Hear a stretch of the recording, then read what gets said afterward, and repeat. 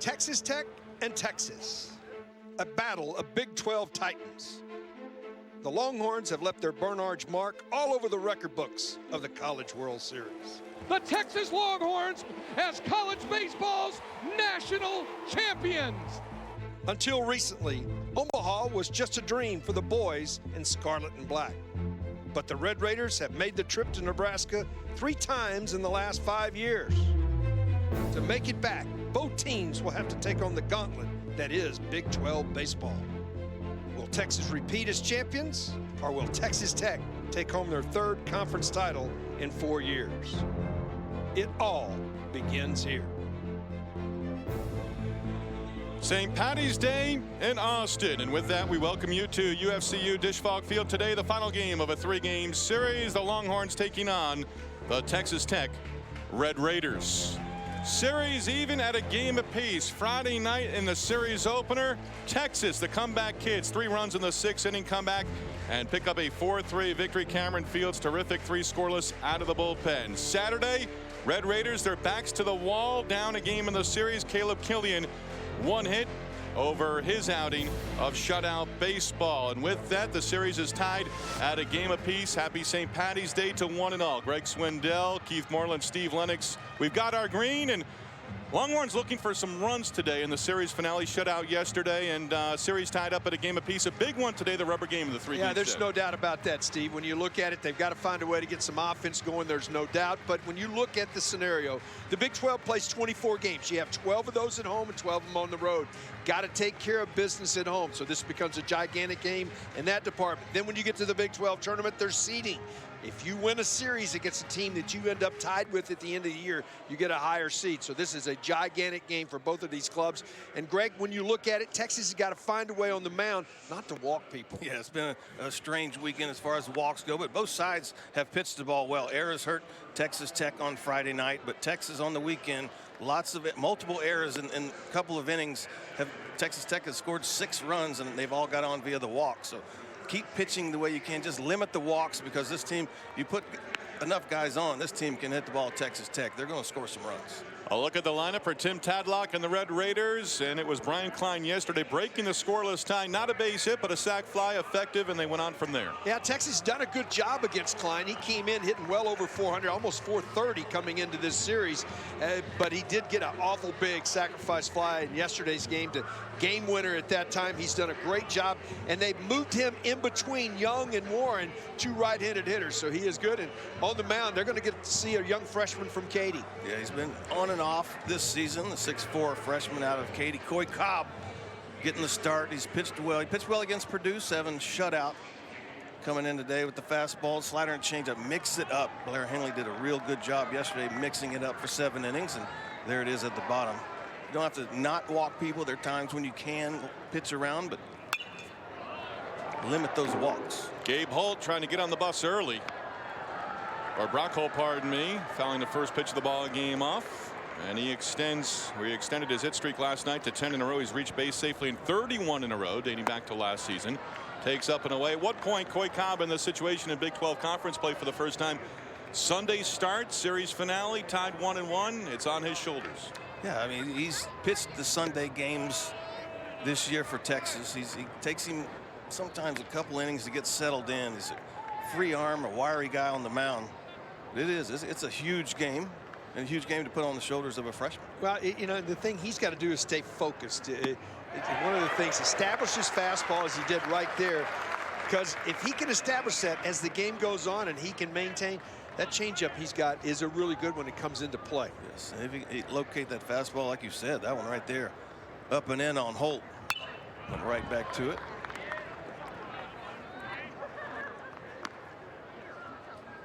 Coy Cobb, one of the talented young arms, a freshman on the staff for David Pierce and Phil Haig in 2019. Goes the opposite way as Reynolds was playing way over at the shortstop position, and Holt aboard with the base hit, extends his hit streak to 11 in a row. The table setter gets a board at the top. Well, you just see the lineup here. It just look at that they are playing him to pull. You can see it up the middle, and all of a sudden they slow something down, and he was thinking go that way. His entire approach there with 2 strikes was to hit the ball to left field. He's got that ability. He's that type of hitter who can adjust and do that, and that was the perfect pitch to do it on. Dylan Noisy has hit safely in 14 of his first 16 games in the Texas Tech uniform. 3 base hits in the series, all singles, 3 walks, 2 runs scored.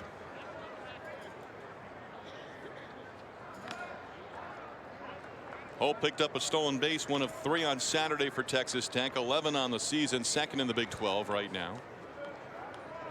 Texas Tech, they've got the green stockings on the St. Patrick's Day Sunday series finale.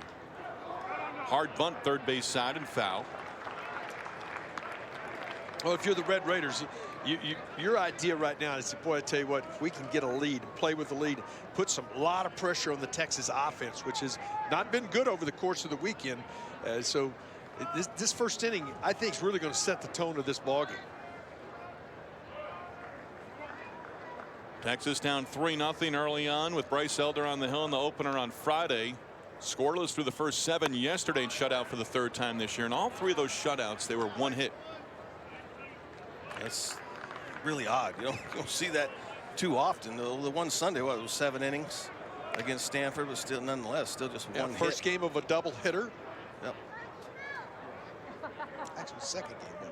Yes. Against Purdue.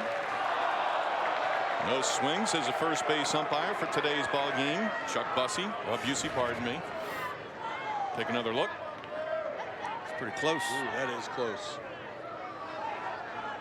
Michael McCann immediately out of his crouch to ask for it. Usually, if you sell it good, you might get it. Coy Cobb giving up a leadoff base hit. Got it. Oh, and they got him at first base as Tate Shaw took the throw going into the base runner and able to apply the tag. Shaw, not like we said, hasn't played first base too much. The throw a little offline, goes down and gets that knee down right there on the hand of Holt. See, watch his knee go down. I think it might have kept him from getting to the just bag. to the bag. Busey right on top of it. Noisy stays alive at 2-2. Friday night, Holt led off the game and was caught stealing, cut down by Michael McCann. Today picked off at first base by Coy Cobb. When you got speedy base runners as Holt is, and Coy Cobb is a really good athlete, quick feet is how you pick off those runners when you're right-handed. Hibbler behind the bag at second, 2 away. A nice play by the senior. Going to his left. He has solidified the position, a position that Texas has struggled since losing David Hamilton. They've tried Regan.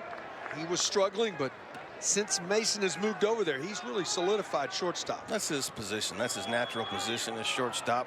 Since he's been here, David had been playing short, so he's back at his natural position.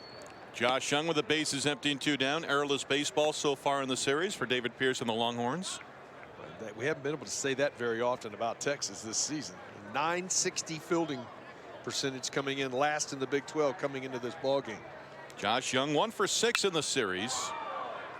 Has been on base with 3 walks. He has struck out twice against Longhorn pitching. You can see his numbers. Those are way down. I mean, 315, you think that's way down. Well, this guy's got hits around 400, can hit the ball in the ballpark. He's only driven in 8 runs to this point. No home runs is what gets me for Josh Young. You got to think how long that quad really was hurting before he had to sit out a few games.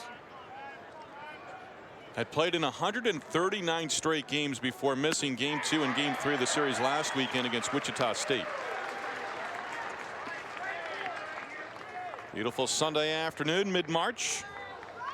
This is what we're talking about right here. This is perfect. Chamber of Commerce. That's what you call it. Record crowd for a regular season game for game 2 on Saturday here at the Dish. Count full, 3-2 on Young. Hole led off with a base hit, picked off by Coy Cobb at first. And Young bats with 2 down. We've seen in this series similar situation, bases empty. He's gotten things going with 2 outs and a walk, and he walks here to put a base runner aboard.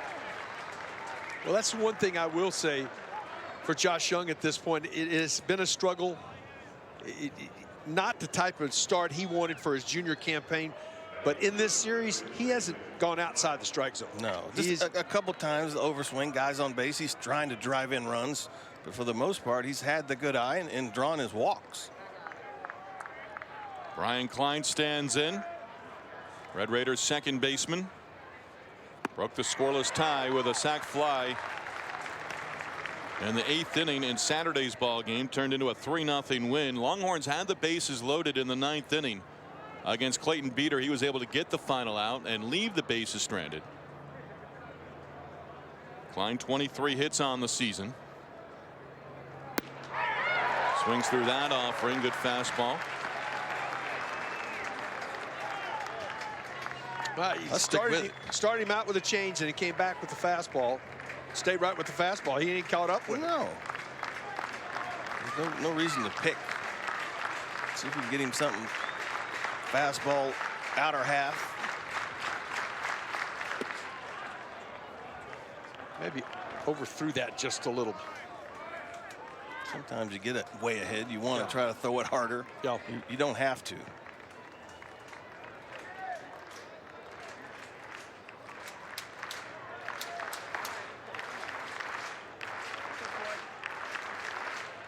One, 2. Outside. 2-ball, 2-strike count on the cleanup hitter Klein with Cameron Warren on deck. Well, with the quad situation for Young, he is a guy that can run. They'll play behind him right here, not anticipating him trying to steal a base right now. We saw yesterday ball off the glove of McCann and rolled away, and he did not try to advance. Spoiled foul, third base side. The pinstripes on this Sunday for the Longhorns. They've got the shamrock on the back of the batting helmets. We'll see them. It's a good look. Years past, they've had the pinstripes, but they've been the sleeveless.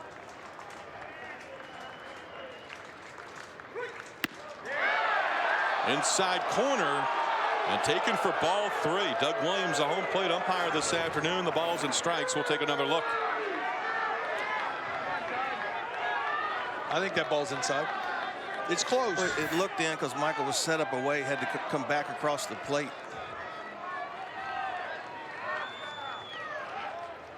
Cobb went 3-2 on Young, lost him. Now 3-2 on Klein, and we'll do it again.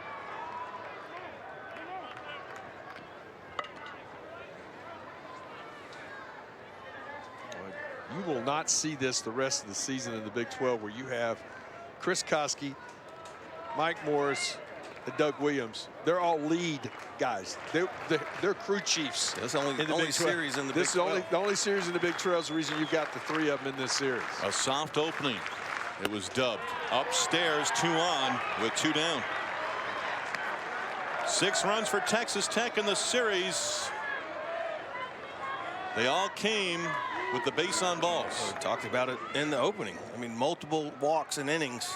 And now you got Cameron Warren coming to the plate, the guy that's had a good series, didn't have a good day yesterday, but 3 hits on Friday night. Stressful first inning. 26 pitches so far.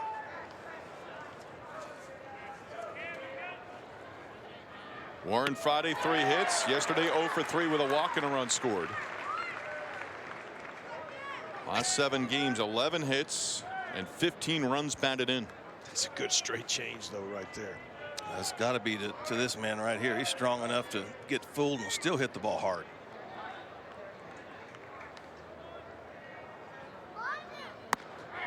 Comes in tight. And that's a pitch, the changeup Blair Henley established early on yesterday. Had a good feel for it. That's with this Tech team. A good hitting team, you have to be able to have the good mix of pitches. And early, a lot of times you just want to go out there and attack early, but with the Tech team as good as they are, you got to be ready in the first inning. Got away with that hanger. Fortunately, it was inside, not out over the plate. Yeah. I don't think you can sneak a fastball by this big man. His approach as well. He'll just poke it out to right field if he has to. He uses the whole ballpark.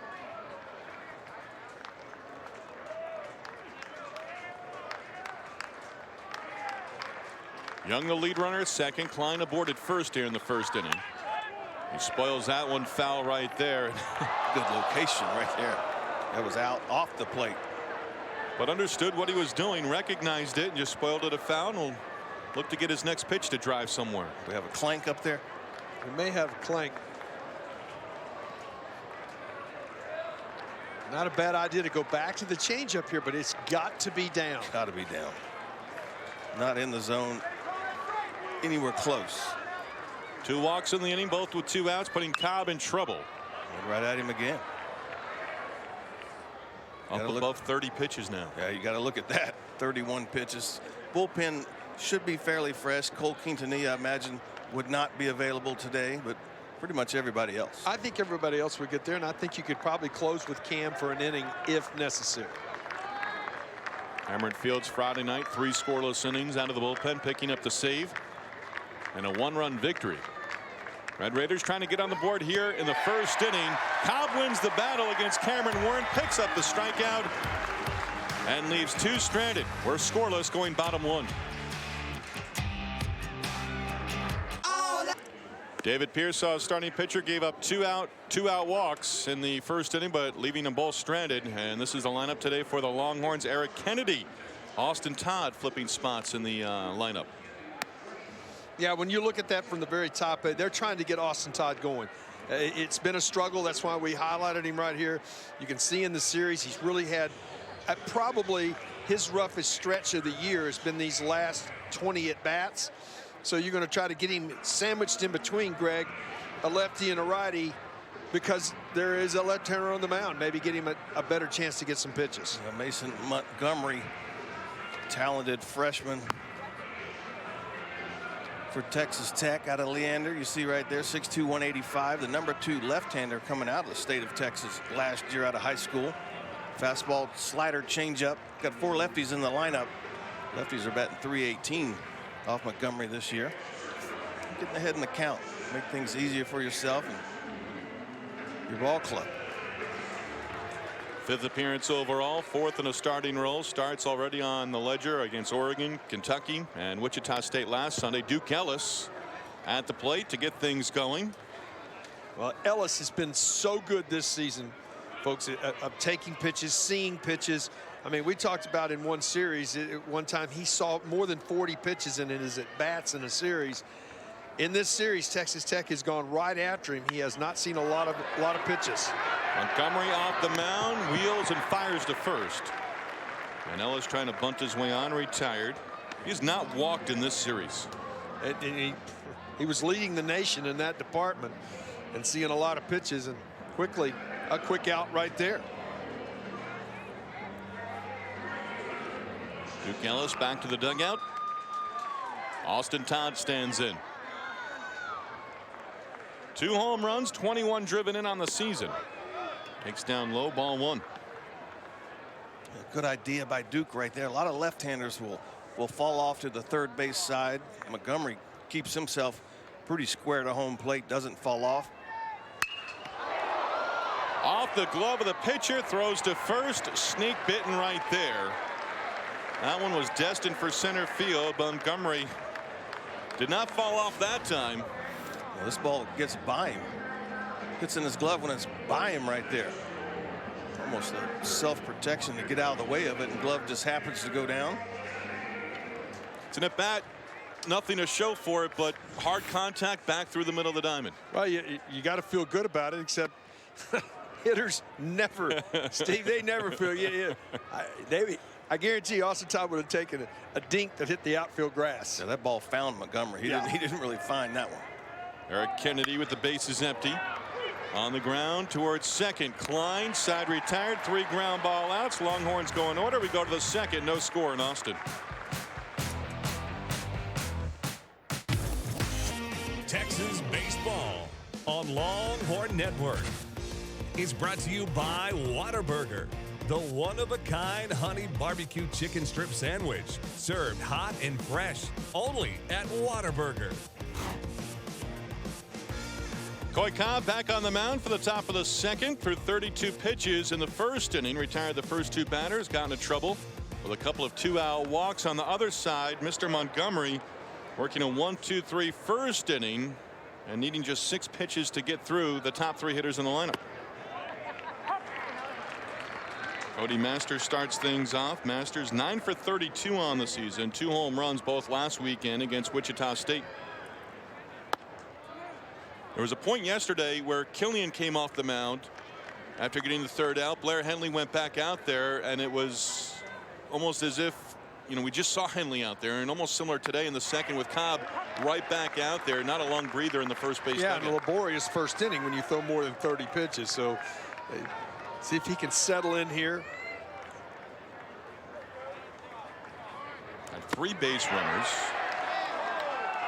Didn't get that call in the first inning, and that one looked like it got a little bit more of the plate. McCann was set up a little bit differently too. Well, you look at the scenario. Doug Williams is a good umpire, but he has a smaller zone than the first 2 umpires of this series. I don't think there's a doubt. We've known that for years, but he'll be that way all the way through the ball game for both sides.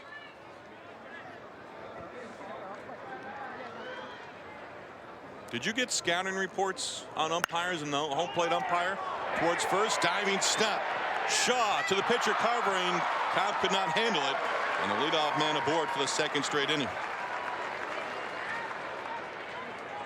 Great effort behind the bag at first by Shaw. Cobb got over there. He's in foul territory when Tate. Look, he goes a long way to get to this ball. Dives, collects himself. Just the flip, the backhand flip, just held on to it a little too long. Well, that's a great effort to try to get it out. That's all you could do. I mean, that's all you couldn't turn and toss it underhand. It would have taken too long. You just had to try the backhand. It didn't work out for him. Breaking ball there for a strike. That's good to see. We haven't seen a lot of breaking balls from Cobb.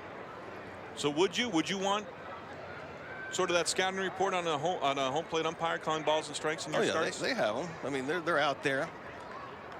This level, the next level. To left center field. This one's going to split the alley and go just to the warning track. Masters, the 3rd, being waved around. Here comes a throw to the plate, and he is out at the plate.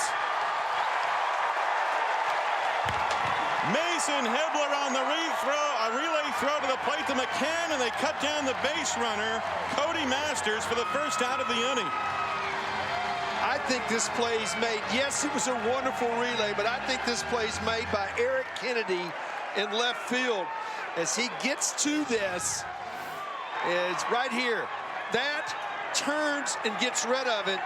That set it up and allowed Hibbler, who made a wonderful throw to the plate. But if Kennedy bobbles, makes any kind of move right there, and doesn't get the ball back in quickly, no chance to have a play at the plate. Now, we may have a review on the play in the plate. Did Masters' foot touch the plate? Michael McCann had the ball, his foot, he slid on his foot, and I think it looked like Masters' front foot just went completely over the plate without touching it, allowing Michael McCann to apply the tag, and we will have a review. Our 3rd of the series.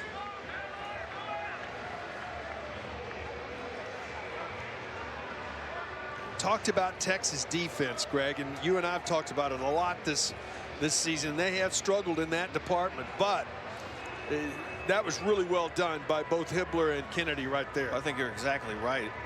Yeah, the throw by Mason was good, but Eric got to the ball, fielded it cleanly, got rid of it quick. Back to Mason, and Mason threw a perfect throw to Michael McCann at home, who's waiting on. Look at this throw right there. See Michael McCann's foot. He hits his foot right there. Looks like he got the corner, but he already has the tag on him when his foot hits the corner of the plate. I think he's out at the plate. I think that tag's on the slide foot underneath before the front foot gets to the plate. Called out at the plate. Doug Williams right on top of that one. Tim Tadlock in the background.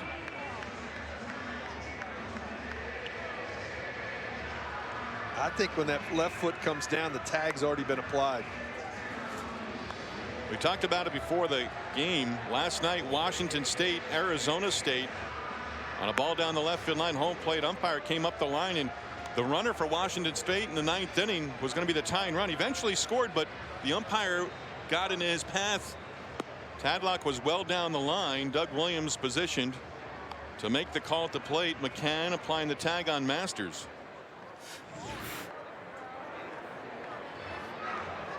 It's a long review here. Of the reviews we've had, here they come. And the call stands.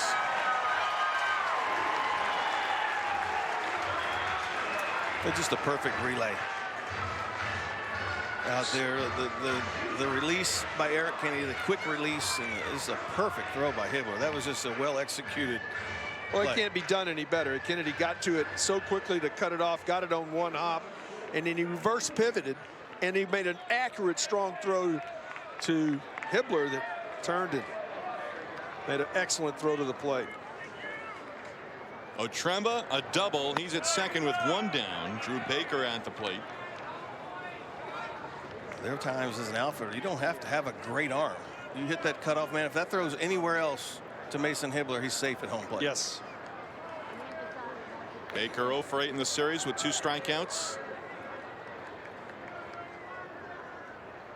Leadoff man reaching in the first, picked off. Leadoff man reaching with a single. Masters here in the second, cut down. 7-6-2 on the plate. The plate. Something to look at. 43rd pitch right there by Coy Cobb.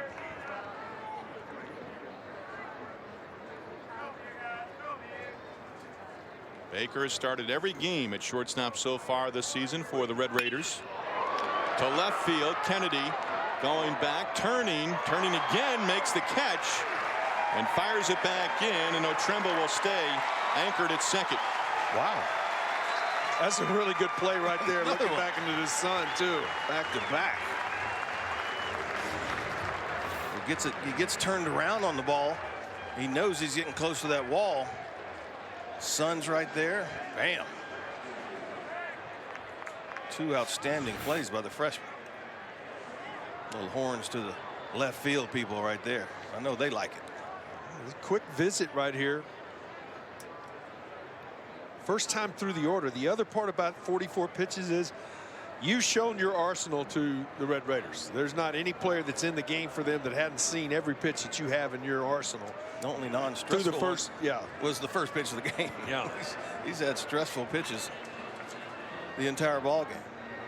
Out of the 44 pitches, he's thrown 26 for strikes. The last 2 that have been hit, ball's been it's been out over the plate by Coy Cobb. A couple of good swings by Otremba and Baker. That's some tough luck. They've hit the ball hard and got 2 outs on them.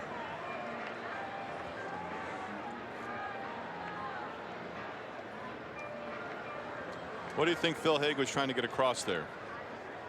One, keep it out in the middle of the plate, make better pitches. And I mean, it's been a stressful inning.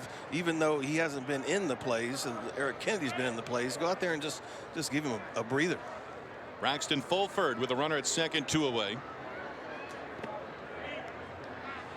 So this is the one you want. You get back to the top of the order after this. Sure. Left-hander on deck. One of the better hitters in the Big 12. Fulford 1 for 7 in the series, 5 strikeouts. His hit yesterday, a bunt single. You can make a living there.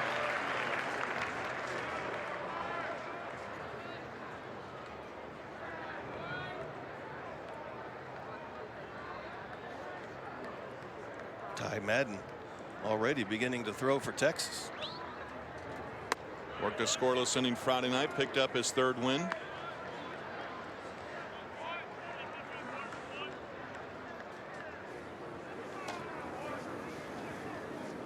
A stretch right now for the Longhorns, 15 of 17 against ranked teams. That continues during the upcoming work week.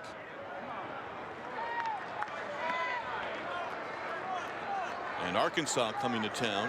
Longhorns lost 2 in Fayetteville to the Razorbacks in 2018. And 1 in Omaha as well to go with that.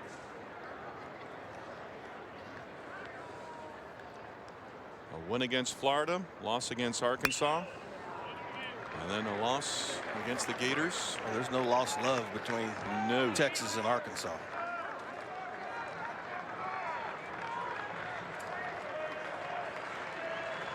Boyd Cobb about to throw his 50th pitch, working with 2 outs in the second. Montgomery worked a 1-2-3 first and needed just 6 pitches to retire the side in order.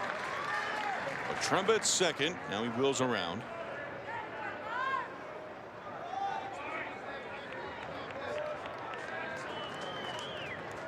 Trumba, his 4th extra base hit on the season.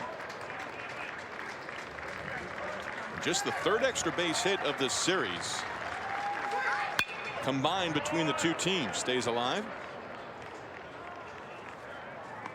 Boyd Cobb went 3-2 on Young and Klein in the first inning, lost to both the walks.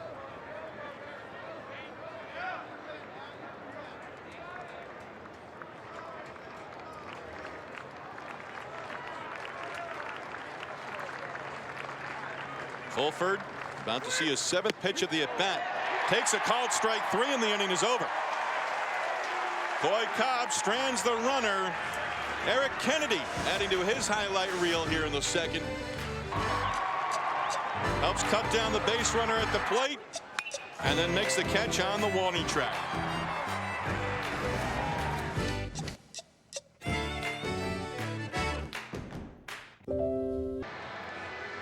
Series tied at a game apiece. Texas and Texas Tech opening up.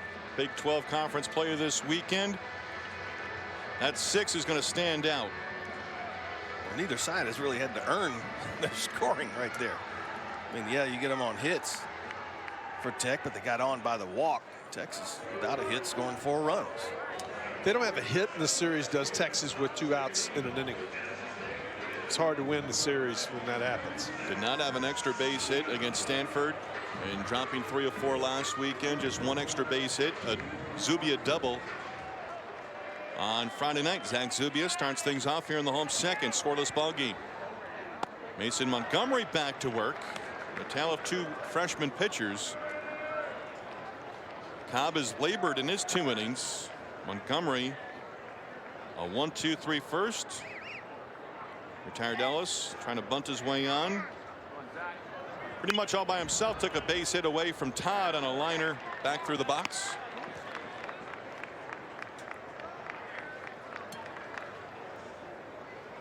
Zubia, a pair of home runs on the season. His double on Friday in the 5th inning, broken 0 for 8. Had the only hit in the 3-0 loss on Saturday.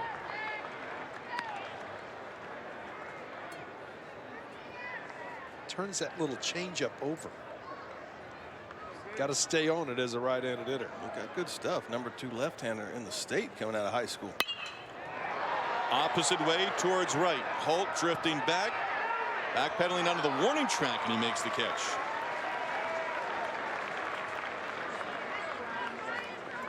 Montgomery has retired 4 in a row to open.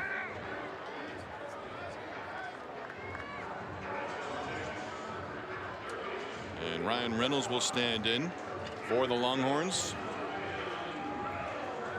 Light breeze.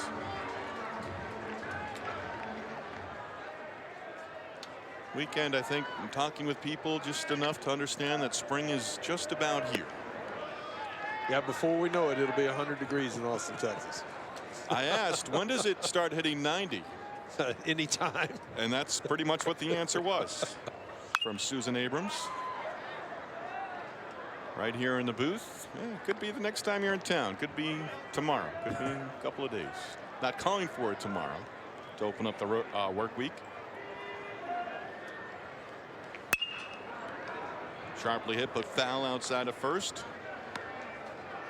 Ryan Reynolds, 23 hits on the season. Yeah, the difference for Ryan, though, has been his. This year, he's done a nice job of adjusting both sides of the plate. Off the corner. And Fulford, you saw his reaction, and Fulford took a called strike 3 in the top of the inning with Doug Williams punching him out. Keep that up. You might not get too many calls. You're right. Towards first, Cameron Warren waves off the pitcher, and that is out number 2. Well, we've talked about Cameron, big man, but he is an excellent first baseman. Really soft hands, moves well. I've already seen him make some really good plays in this series. I don't think there's a better defender at first base in this conference. He didn't need to wear green today. He's always chomping on that green straw. So that's part of the Dasani bottle cap. I talked briefly with him as he was walking up the stairs to the batting cages on the concourse here at the Dish. He takes that little plastic piece off the bottom of the bottle cap, and that's what he's chewing on. Sometimes he said sometimes he doesn't even realize he's got it, but sort of that security blanket.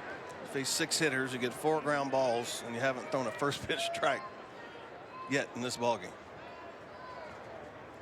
Mason Hibbler just 12 hits so far on the young season and 58 at bats. Didn't give in there. 2-0. Count now 2-1. We talked about Paisley Lilly yesterday, the friend that he went and saw in the hospital after the game Friday night. He said he was on deck yesterday, and she came up and gave him a high five. So she was at the ball game yesterday. Good to hear.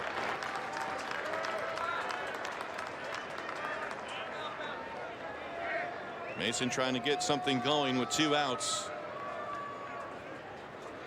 Longhorns do not have a 2-out hit so far in this series. They got a 2-out base runner. Well, you know who was wanting that pitch? Braxton Fulford. That was a better pitch than the one he got called out. No doubt.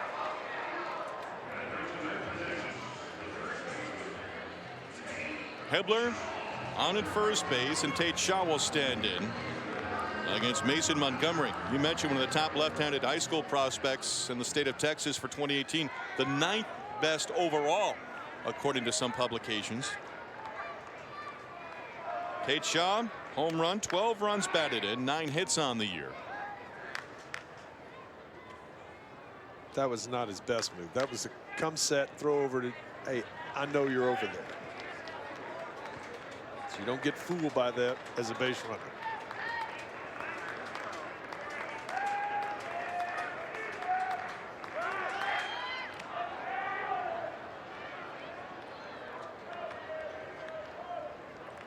See if Coach Pierce gets into an aggressive mode.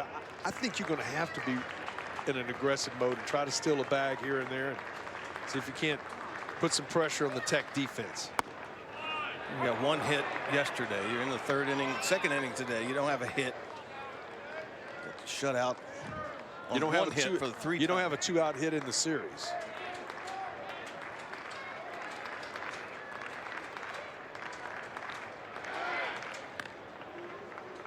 Hibbler again getting back safely.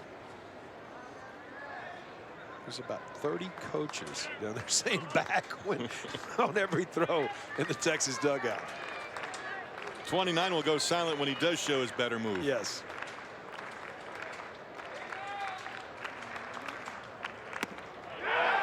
This will advance the runner. Ball glancing off the glove of Fulford, and Hibbler now in scoring position. Well, that's what happens to you sometimes as a catcher too. You get your mind set on that guy at first base. You can't see him with the left-handed hitter in the batter's box. You get a little bit lazy. I would call that a pass ball. You see how it goes. You also have to think maybe the called strike 3 on him, and then the non-calls that he hadn't got this inning. Just got lazy back there. Pass ball, moving the runner into scoring position with 2 down.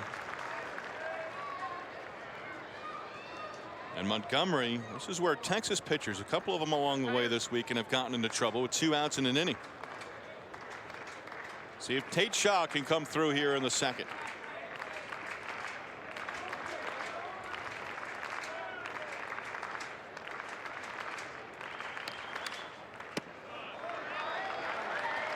Count in his favor, 3-1.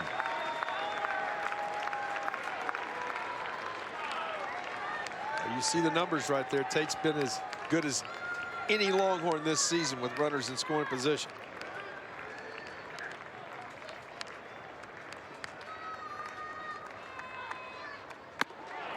Ball 4-2 aboard. Is that 3-1 breaking ball? I'm not giving in. I mean, he threw a good one to him previously in the at bat. Maybe, I mean, again, the fastball was wide, got the pass balls. He maybe felt better throwing that pitch in that situation. A walk to Hibbler, a walk to Shaw. Michael McCann will stand in. 25 pitches for Montgomery. 14 have been out of the zone. More balls than strikes.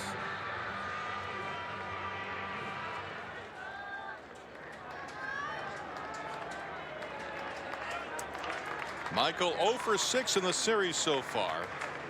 11 base hits, over 50 at bats. Red Raiders turned away by the Longhorns at the top of the inning. Now they're trying to dent the scoreboard first. Opposite way and foul.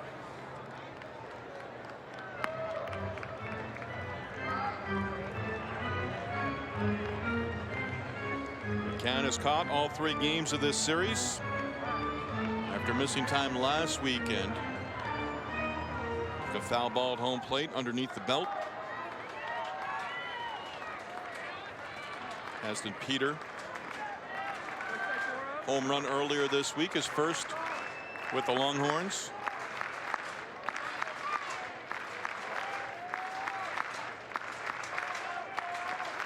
Runners go. Throw down to third. Out at third base as Young applies the tag on Hibbler, and the inning is over. Fulford cuts down the base runner, and the Longhorns make the final out of the inning at third. No runs and a man left on. Young applying the tag. We go to the third here at the Dish. No score.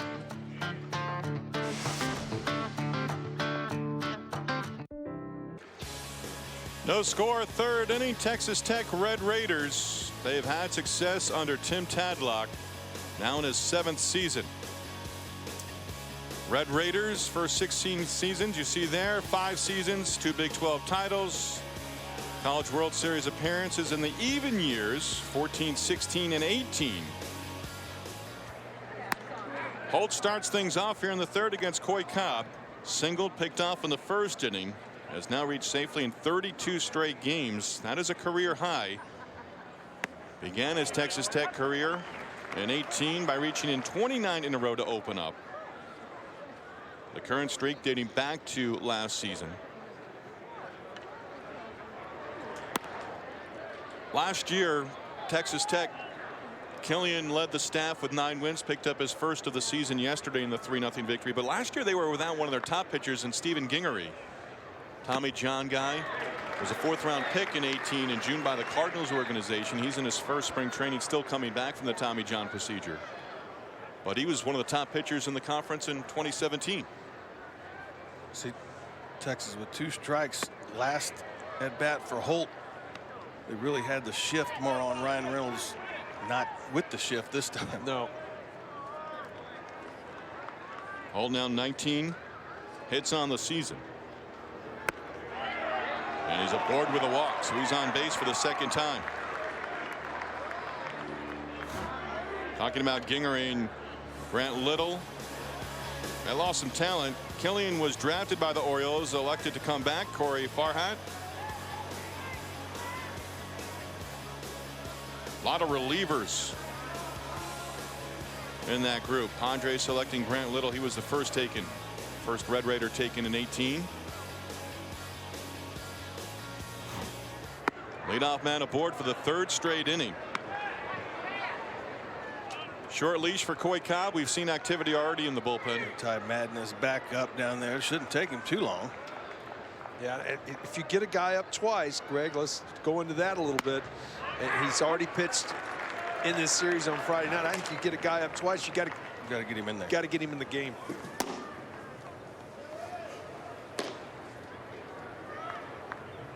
Still hasn't thrown a pitch. Still getting loose. Noisy grounded out in his first at bat. Takes one in tight.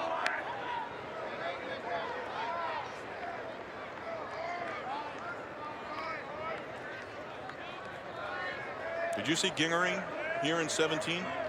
Yes, we did.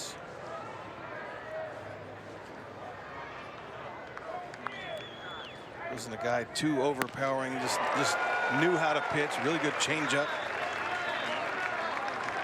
wasn't afraid of attacking the zone.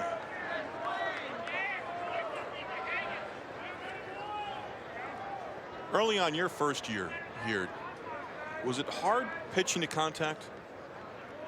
Or did you try to, have to? Well, that question's, man struck out 512 people in college, so there wasn't a lot of contact. There wasn't a lot of contact, so I'm going to answer that for you. I tried to make them hit it. Here it is. They just missed it.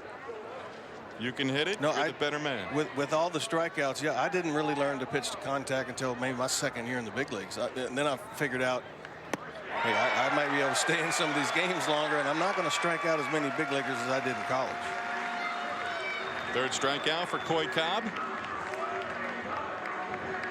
You begin to learn that the 3 and 4 pitch out become really important at that level. They do.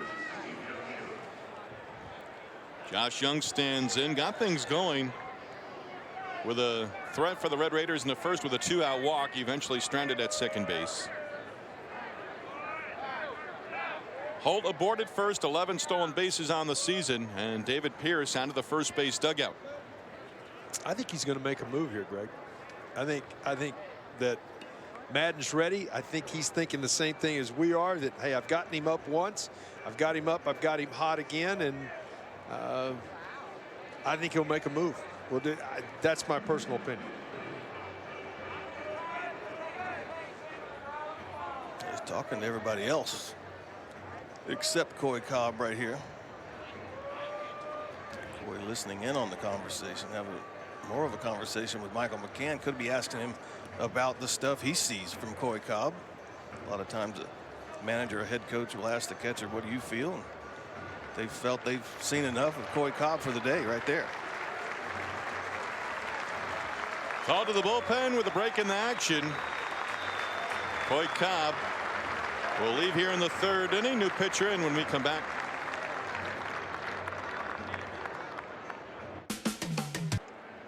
Coy Cobb giving up a leadoff walk here in the third. Struck out Dylan Noisy. Will not face Josh Young. His day comes to an end. 2 1/3. Responsible for the runner at first base.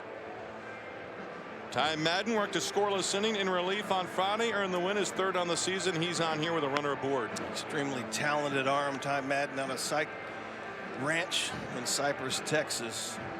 See the numbers. They've been really good on the season. The walks maybe a little too much, but he's effectively wild, I guess you could say, because he can be all over the place and all of a sudden just dot you up a couple times. You're not diving out there and looking for that fastball every time thinking it's going to be around the strike zone, because it can be all over the place, but at times he's been exceptional so far. Mid-90s fastball, good breaking ball to go with it, change up, quick arm. See that quick arm right there? You got to wonder how much is in his tank. Second time to warm up tonight and pitching. He didn't pitch too many pitches. I believe 14 or 15 on Friday in his 1 inning.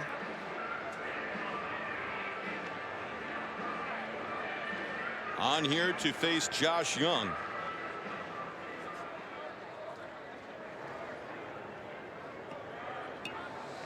Well, you might as well be thrown right into the fire. One of the best hitters in the country.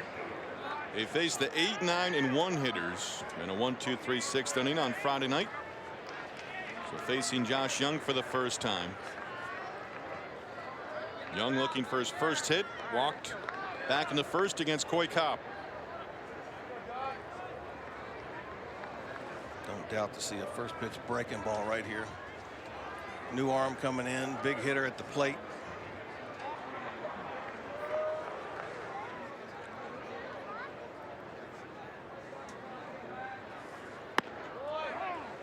Upstairs above the belt, ball 1. We talked yesterday. Josh Young last year was right there with Cody Clemens for Big 12 Player of the Year. Cody in his first spring training in Florida. Any word? You heard anything about where he might start? His first full year pro ball? Towards third. Reynolds goes to second. 1. Ford back to first. They turn 2.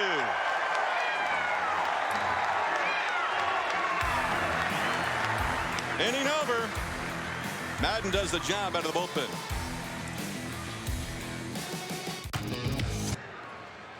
No scores. We go to the home third inning here at the Dish. Series finale in the rubber game of a 3-game series between Texas Tech and Texas. Red Raiders evening the series up at a game apiece. with a 3-0 win on Saturday afternoon. Caleb Killian picked up the win, his first of the season. He joins us from the Red Raider dugout. That green hat, how's that sporting you today? Not a huge fan, but it is a holiday, so we're celebrating here. Great effort yesterday. What'd you take away from your performance against this Texas lineup? I think fastball command helped me out a lot. My breaking balls are feeling pretty good, but it was a good game. It was competitive. I had a buddy who pitched on the other side who needed really good as well, so just having a good time. To say you know Blair? Yeah, we played summer ball in high school. He's a good buddy of mine. Well, that's good. It's always fun to compete against somebody. You hate to see him lose, but you pitched a great game. You had kind of a tough luck thing. Your numbers weren't like you like them for this season, but yesterday had to feel really good about coming out and giving the effort that you did. Oh, yeah. I had to flush it, but season started over for me, and it's looking pretty good now. Caleb, I want to go real quickly. You had a heck of a decision last year.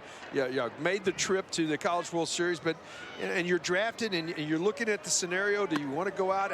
Every young man wants to play professional baseball, and I'm sure you do too at some point. But your decision to come back, can you walk us through that a little bit? Yeah, I was hoping to go, but things didn't work out. Now I'm back. I mean, college baseball is this is the most fun time of my life, and I really enjoyed last year. So I don't feel bad at all. I'm having a good time. But yeah, I'm trying to get drafted this year. Hopefully it all works out. That's for the hitter, Caleb Killian, joining us from the dugout on the third base side. Hey, we're going to hit you with a hard one here. Coach Tadlock came out yesterday for a mound visit. Did he say anything? He did. He said something. Can't really remember what it was, but yeah, he said something. It was brief. Yeah, it was. It was calculated. Like pounded in there or something. Where was Noisy?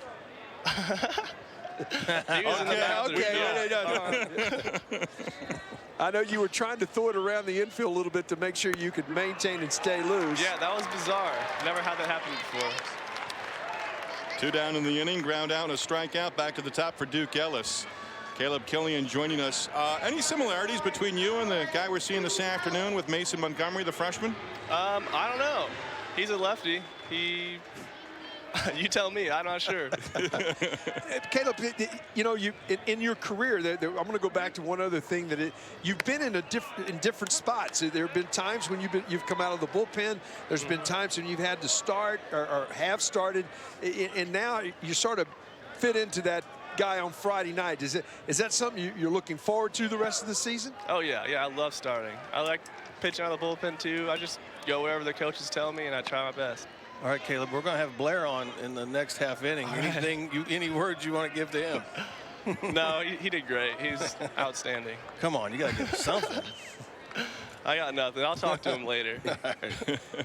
Caleb, thanks for taking the time to visit with us. Of course. Thank you. Good luck to you. Thanks. Noisy giving chase, makes a terrific running grab on the warning track, turning away Duke Ellis, and the Longhorns turned away here in the third inning. Montgomery a second, 1, 2, 3. Noisy a long run to take care of his pitcher.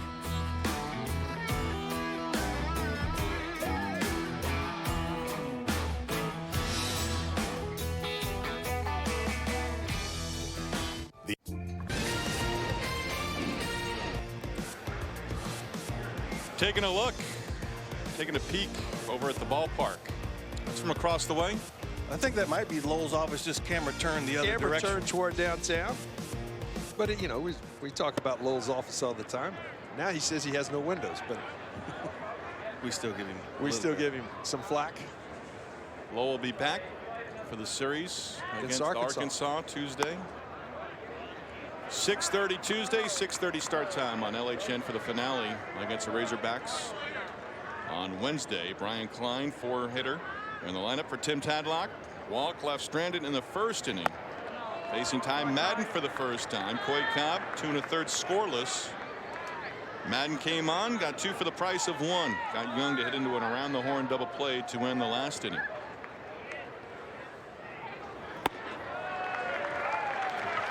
And he's aboard with a walk for the second time today. Well, Greg, you mentioned it a little bit. That's one of the things with Ty he's going to get better at. There are times where he just loses a little bit, and it's usually a 4-pitch or 5-pitch walk. but then he's been at this point able to come back and make pitches. You got to make an adjustment. He came in the game with runner on. He went from the stretch, and that was first time from the windup. Didn't take enough warm-up pitches from the windup to find that release point, and now it's thrown 5 in a row wide. The bullpen is up and active for Texas. Yeah, it's going to be who wants to come in and throw strikes for David Pierce. A big old shift right now on Cameron Warren as he lands forward way up the middle.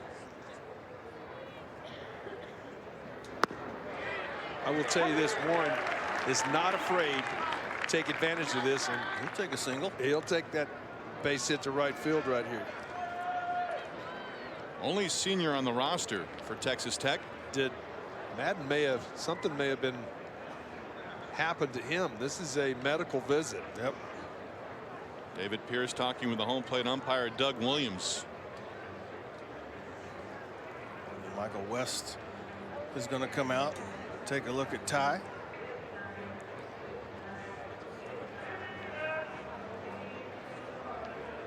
He's going to take the ball from him right there. Heard him say Bokey. Mateo Bokey will come in this game and have as much time as he needs to warm up and get loose. Get a chance to go back and look. I did not see anything in his delivery that showed me. A lot of times you can see a guy do something. We get a chance to see it right here as he finished. Yeah, you can see him right there at the end. Right arm's just hanging.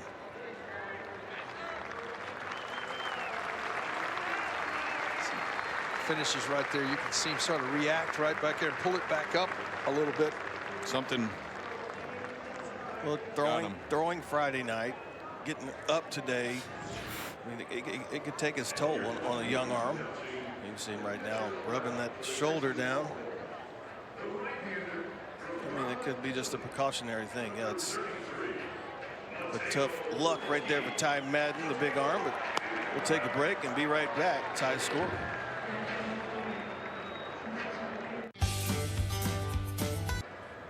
Ty Madden leaves after facing just one batter here in the top of the 4th inning. Walked Klein for 2 pitches to Warren and leaves the ball game and gives way to Mateo Bokey, who is on the hill. Bokey is making his 6th appearance overall, 2nd this week. Appeared in the game in the win against Texas Southern on Tuesday. The senior from Parma, Italy via Odessa College, came in with Mason Hibbler a couple years ago. The numbers right there. A lot of pitches. He likes the work counts, does Mateo, but he's dropped down a little bit. He's getting a lot more movement on his fastball. It's helping out his slider have a little better bite to it.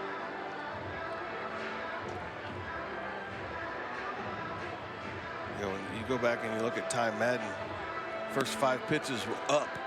Yeah. It tells me something that in that shoulder isn't allowing. He gets to a point to extend, and he can't really extend any further with that pain in the shoulder. Bokey inherits the base runner. Klein at first, reached with a leadoff walk. Inherits a 1-ball, 1-strike count on Cameron Warren, who struck out in his first at bat. Decked out in the green. Go along with the burnt orange on the St. Patrick's Day Sunday.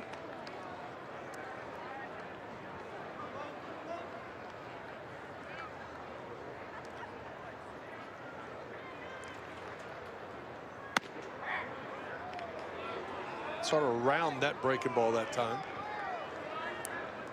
He's still adjusting, as you mentioned, to that arm slot and tried to be consistent with it.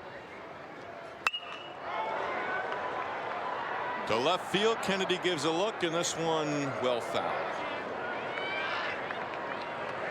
Up over our friends out there in left field. They've got a souvenir.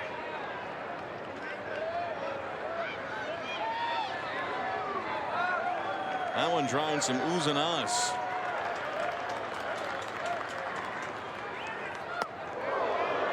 Backs him off. That one drew some oohs and ahs. Backed him up.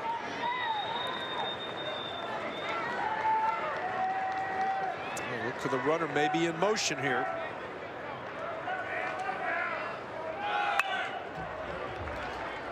And Klein will return back to the bag at first base, off and running.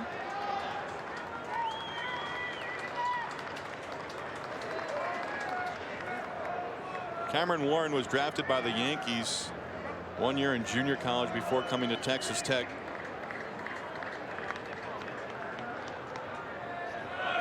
Runner goes. Hibbler up the middle. His one play to first. Runner in motion. They stay to the double play. Warren retired. And Klein now in scoring position with one down.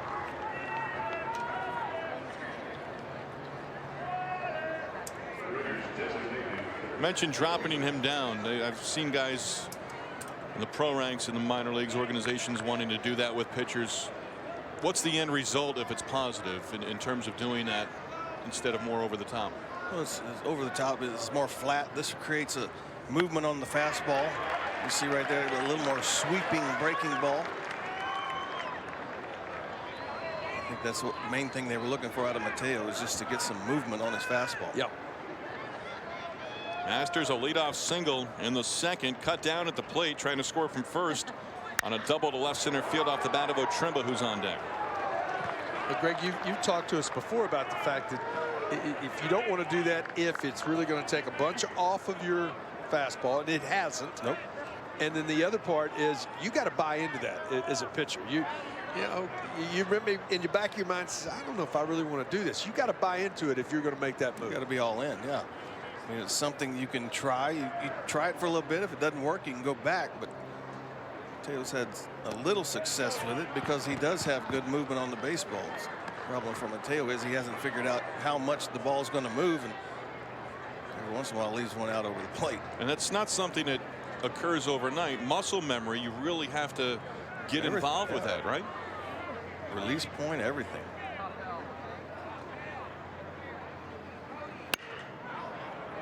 Outside of first base. I think the last thing that comes is command.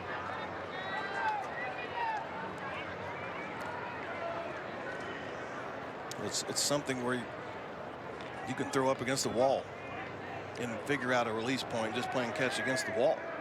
You don't have to always throw to a target, a mitt. 2-ball, 2-strike count. Missing off the corner.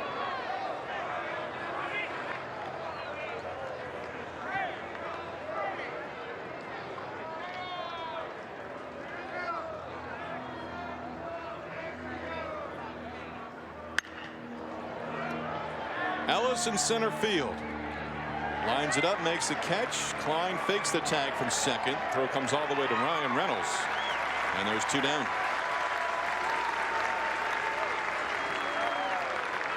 Ty Madden walked the leadoff batter. Ryan Klein exiting the game. We saw him go to the dugout and grabbed at his right shoulder just below and in that upper biceps area. Tanner Otremba 1 for 1 with a double. Could be fatigue. There's a lot of things that it could be. Hate to speculate.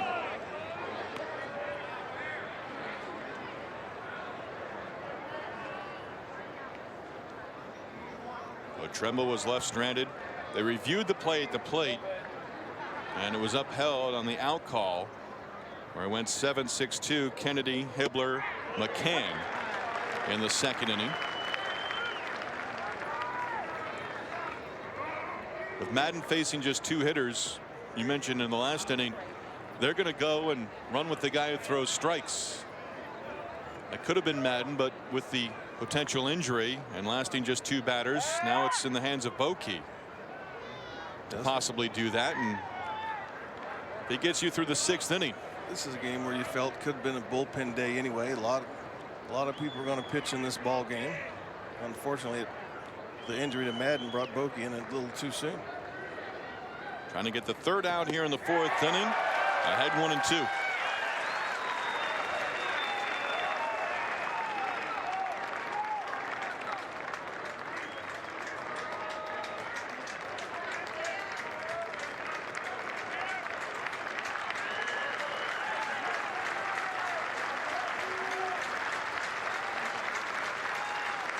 With 2 outs, the 1-2 delivery.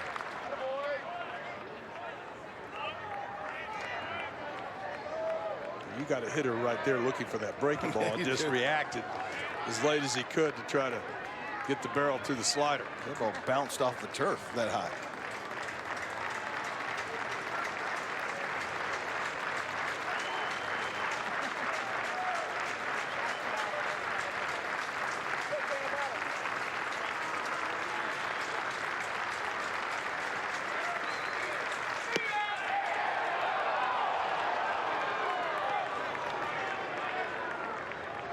Mateo gets the feel for that back door, as much movement as he's got on it. He started out away and can find that outside corner. You have to be able to repeat the release point, and that time he looked like he quick armed it, kind of slung it up there a little too quick. To the slider, he got out there a little bit more. Need to learn to do that with the fastball as well. Runs the count full on Tanner Otremba. Drew Baker on deck.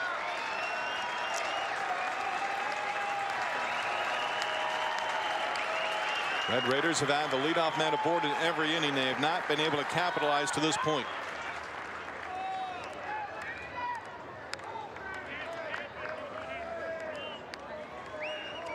I like the slider here. You got an open base. If he misses and doesn't go after it, and a right-handed hitter behind him. So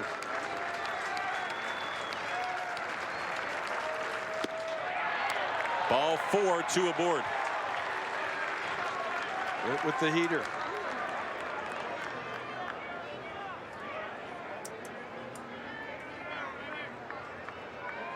Fifth walk of the game for Texas pitching. You've talked about it all weekend, that you put enough guys on base, it's only going to take the one base hit to score some runs. So Texas needs to figure out a way to get the ball over the plate, stop the free passes, and get one more out in this inning.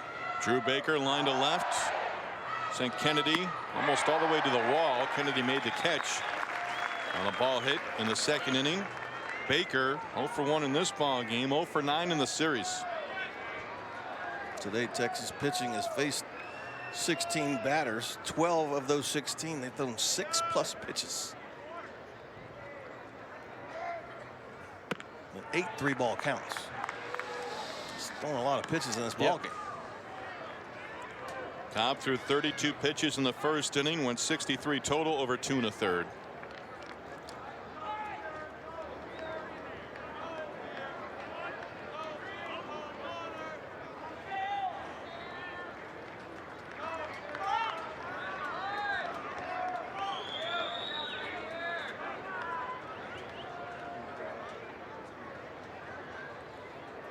Bokey to Baker.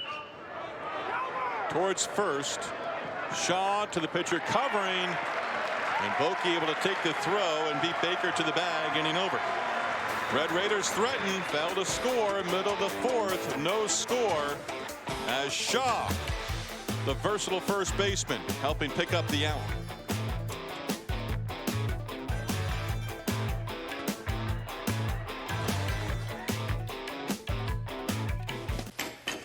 Well, we're exactly where we were yesterday with Blair Henley and Caleb Killian locked in a pitcher's duel through 7 scoreless innings. We are scoreless through 3.5. Blair Henley joins us from the Longhorn dugout, and we'll start with Happy St. Patrick's Day.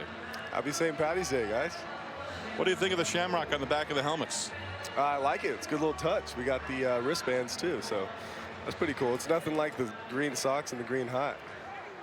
Blair, we had your buddy Caleb on. He didn't have any words for you, man. He said y'all are good friends, though, that y'all played a little bit together and stuff. Yeah, no, we played summer ball for 3 years in high school, 3 or 4 years, and then against each other in summer ball freshman year in California. So that was fun. How is that? I did it against guys I went to school with and played with. So going up against him in a big game like it was yesterday. Yeah, I mean, that was fun. It was actually the first time I faced anyone that I knew like really well on the other team. So, I mean, I was talking to him Friday before the game, and he was just kind of saying the best thing that would happen if we just throw up zeros and then, you know, kind of let the rest of the game take care of itself. And that's kind of what we did. So it was fun. It was a good battle. He pitched outstanding. So. Blair, I'm going to go back to you. Look at your start of your junior campaign. You're the veteran of this staff, and it was a struggle early. But boy, these last 3 outings, you can just see it. Your confidence coming back, and how does that work? I mean, is that something that you really had to work on mentally after this tough beginning? Yeah, I mean, I had it the whole time. I was just first few games was rough. I didn't have the right mindset. And I came back. LSU was a good series. Obviously, we swept them at home, and that was fun. And then going to Stanford last week, we lost, but it was still a good fight. I mean, we had some fun out there in Palo Alto. But yesterday I just kind of went out there and all my pitches were working for me. I had my slider, curveball, and change up, and obviously my fastball too. But it was just kind of putting them all together and mixing them for strikes. So that was the best part. That's where I was going to go with it. The curveball seemed to be, we're watching your strikeouts right here. I think 5 of your 6 were on that curveball. A pretty good feel for that one yesterday. Yeah, it was pretty loopy, but it worked. Lengthy. I got Young on it over there. He hates it. So you said loopy. I've never heard a guy describe your curveball. It didn't look loopy when we're watching it on screen. I mean, whatever works. Well, the loopy one worked on Young. It looked like he took a little more off of that one. Maybe it was a little more loopy. Yep. Try to get the movement on it. Don't worry about the speed. All right, you guys, and being one of the veteran guys, and this really and truly, it's got a pretty veteran team, but you've got some young guys, especially in your department on the mound. Have you tried to see any of the things that you learned over the last couple of years with older guys? Have you tried to pass that on some of these young pitchers? Absolutely. I mean, Morgan Cooper, my freshman year, taught me so many things just about pitching in the mental side and kind of a work ethic off the field. And then obviously Nolan and Chase last year, they were a lot of fun to be around. But I'm just kind of, whatever they need, I'm here for them. I'll help them out with pitches. I'll help them out with working, with, kind of anything off the field. And, they love it. We have a pretty awesome pitching staff. So your next start against the Horned Frogs going back home, you have a lot of people out there? Yeah, I think my mom bought like 25 tickets, so she's just handing them out to all my friends. It's just pretty funny. But that'll be good. I threw there my freshman year, and that was a lot of fun to kind of see, some of my family and friends come out to the game. Blair, going back to working and just talking conversation with the young guys, are you a guy that is going to seek them out, or do you wait for them to approach you?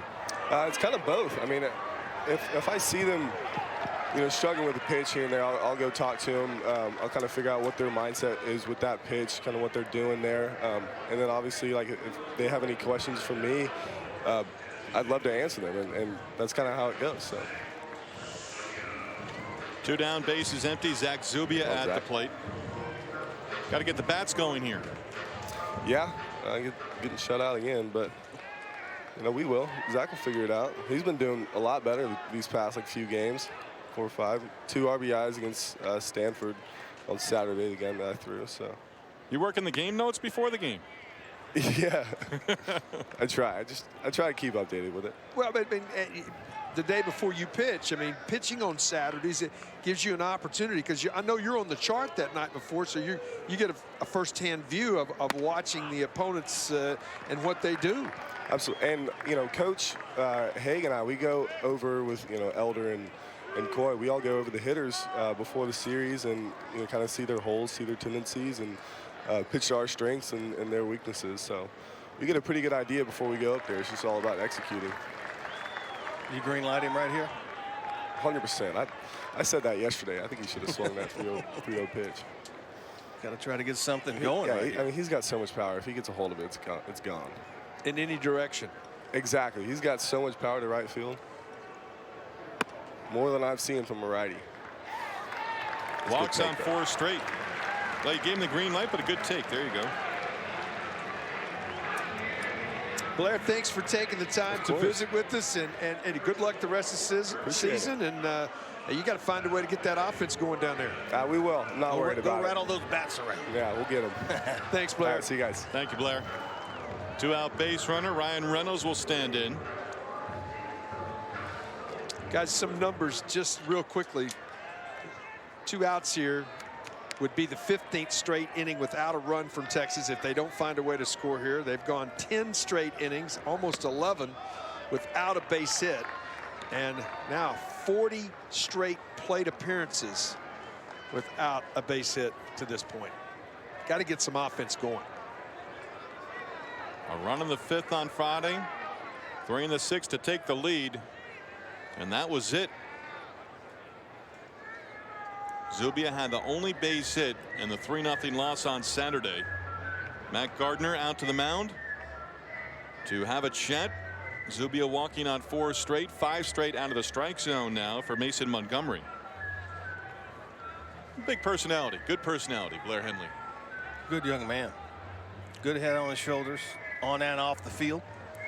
Well, this series wrapping up today. The Razorbacks are coming to Austin. Former Southwest Conference rivals go head-to-head when the Razorbacks come to Austin. 2-game series starts on Tuesday, 6:30 Central. Both games are also available on the ESPN app. Lowe will be back, and that's where I'll be on the app Tuesday, Wednesday. Conference finally broken up. It's an interesting conversation. Now Zeke, first of all, look across at Oregon State UCLA series. That one really interests me. That's one apiece right now. Hey, about Vanderbilt, you told me this morning. I didn't know that. I thought they had a 7-0 lead, and the Aggies came back and won that ball game. They had a 7-0 lead. I think they got 5 to tie it up in the 8th and then walked them off in the 9th.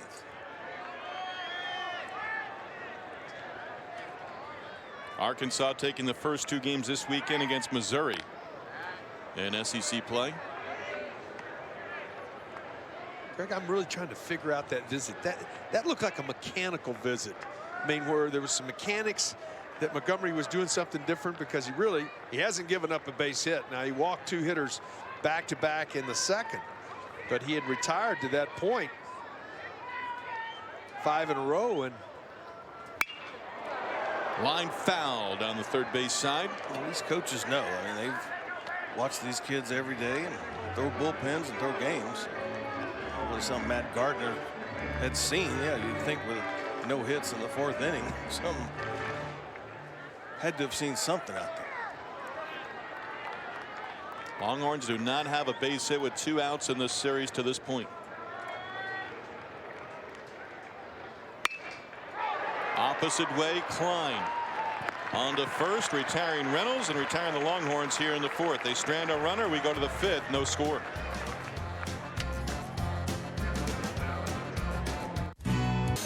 you look at what Texas struggled early in the year defensively, but they come up with a big pick off, and then a great effort right there to try to get an out. And then this is the play of the game so far. Kennedy to Hibbler to McCann to get an out, and then Kennedy comes right back in that inning. Makes a great catch back up against the wall. So Texas defense has kept them in this ball game. You see the struggle defensively in the first 19 ball games of the year, but right now they've done the things defensively, but when you're not getting much offense, by the way, no offense, zero at this point. Mateo Boki, Zeke's got to come back out. He's got to throw strikes, and the defense got to make the plays. Because you can ill afford, I feel like at this point, to be chasing 2, 3, or 4 runs to try to get back and win this third game. You have to continue to play the solid defense. It's one thing you don't like to do is match your error total on the board. Your hit total. Hits, errors, and runs. That's right. Fulford 0 for 1. Just 1 hit so far in the series, facing Mateo Boki for the first time. Mateo entered with a runner on, nobody out in the last inning in relief of Ty Madden. Got a ground ball out, line out to center. Walked Otremba, then got Baker on what was a play at first base that was almost circus-like. 7, 8, 9 hitters in this series. Just 3 for 28 with 13 strikeouts. So you want to go after them right here. This is inside. I think from this point, the rest of this ball game, you'll see Coach Pierce have somebody up. I mean, at all times. I mean, I don't think he'll go long with somebody. If somebody can't throw strikes, you got to flip. You got to find that guy's got the hot hand. A leadoff walk, and the leadoff man aboard for the 5th straight inning to open up the game for Texas Tech. Playing with fire right now. That's one thing you don't want any pitcher to do right there. Mateo Boki thought the pitch was close and held his hand up like, where was it, to the umpire? No, you don't. That's something you don't want. That's, to me, that's bad body language. It's called a ball, get the ball, and get back on the mound and throw a strike. Yeah, I used to say that to my pitchers. Let me talk with him, because I'm facing the field, and I can get as loud as I want to, and as long as I don't turn my head, I can say, hey, where's that pitch? I got to have that pitch. Let me do that negotiation. Don't you do it where he can see you, and the whole crowd can see you. Oh, and the other team sees it. They know you're getting frustrated on the mound, and Since then, he's thrown 4 straight out of the zone. We'll take a little stroll around the mound. Brock Holt 1 for 1. On base twice, singled, picked off in the first, walked, and erased on a double play in the 3rd inning. David Pierce will make the slow walk from the first base dugout. I think we'll have a pitching change.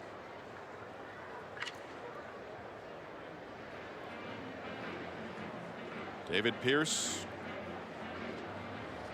took the ball from Coy Cobb in the 3rd, took the baseball from Ty Madden in the 4th.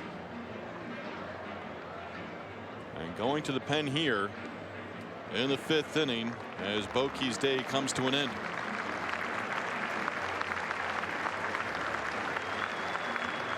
Runner at first, 1 out. Longhorns going back to the bullpen in a scoreless ball game here in the 5th.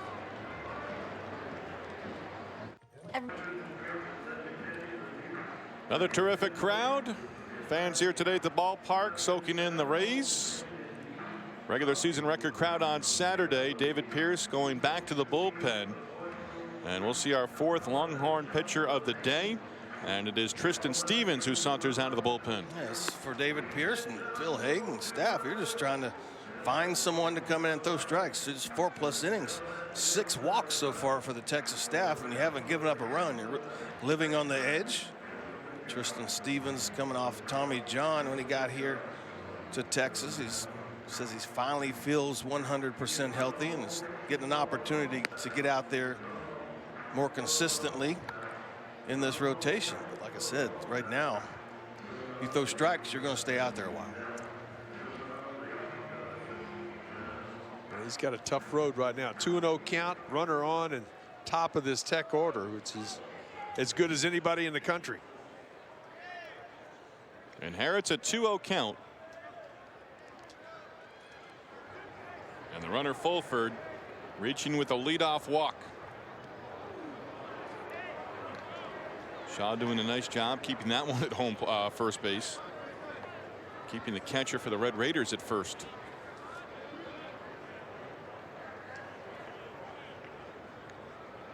Stevens goes to work. Fires a strike. 2-1.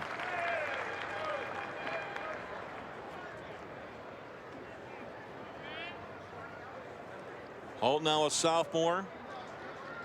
One of the top bats as a freshman in the Big 12, the same as a sophomore here in 2019. A ball and a strike. I'll get it. 3-1.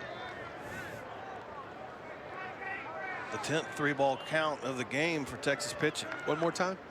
10th. Number 3-ball 10. count. Okay.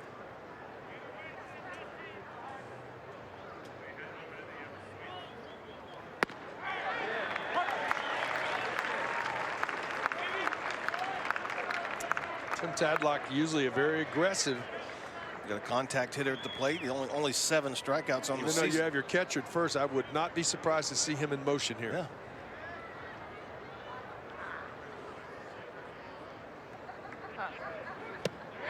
Not going, a really good pitch by Stevens. Off-speed pitch right there. Got under the bat of Gabe Holt.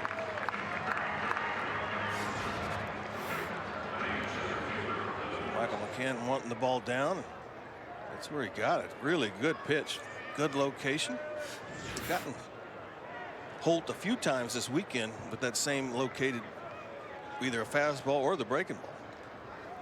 Dylan Noisy 0 for 2.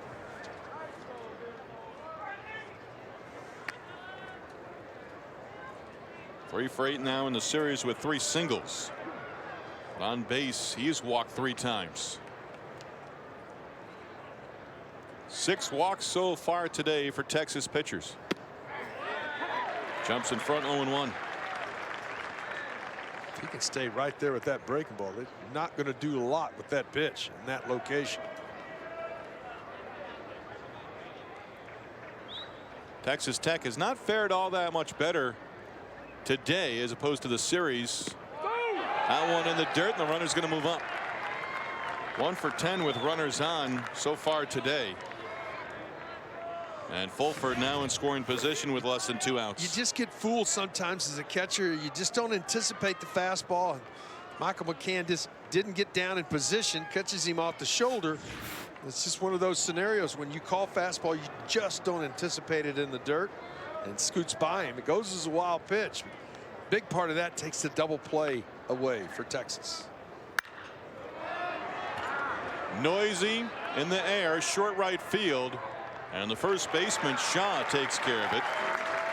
That is out number 2. Fulford will stay put at second. He's come on and gotten 2 outs against the first 2 batters that he has faced, and not out of the woods yet, as Josh Young 0 for 1 will stand in. Madden got Young, first batter and only batter that he faced in the 3rd, got him on an inning-ending double play. Reynolds got things going, 5-4-3.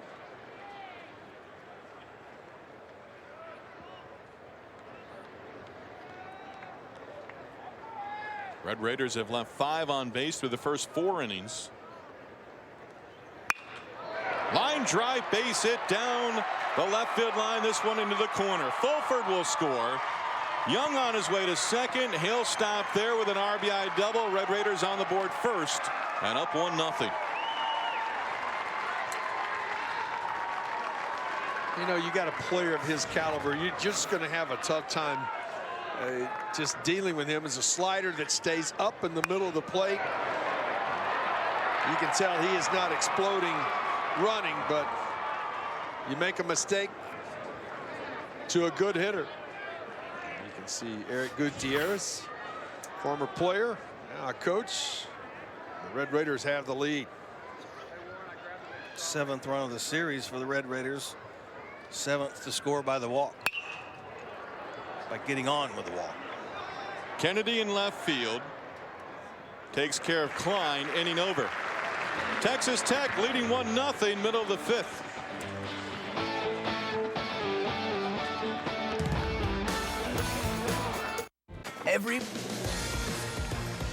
Last day here in Austin for South by Southwest. Found out a friend, their cousin, performed here a few years ago. There's Don't ask me what kind of music it is. a lot of music, a lot of film festivals going on at the same time. Last day. So last night went to dinner. Greg Swindell was nice enough to recommend a place that I went to, and I enjoyed it. Matt's El Rancho. There you go. Oh, yeah, it was wonderful. Bob Armstrong, Jab? What's that? Did you have the appetizer Bob Armstrong? I did. Awesome. I did. It was recommended. The bartender was terrific because he said you got to go the black and red snapper or the redfish, and it was terrific. Talking to a couple of people last night, and they both kind of rolled their eyes. They both depicted the same way. They say it's becoming a food town here in Austin, and probably the last decade or so, and they rolled their eyes a little bit because sometimes the food is not, it's $40 plate for that small portion of sushi or whatever. Well, there's a new restaurant opening here daily. And the food trucks are now a big thing. Oh yes, everywhere. Mason Hibbler walked, cut down at 3rd for the final out in the 2nd inning. Longhorns just 1 base hit, a 3-0 loss yesterday, still looking for their first safety this afternoon against freshman lefty Mason Montgomery. We got trucks at the ballpark.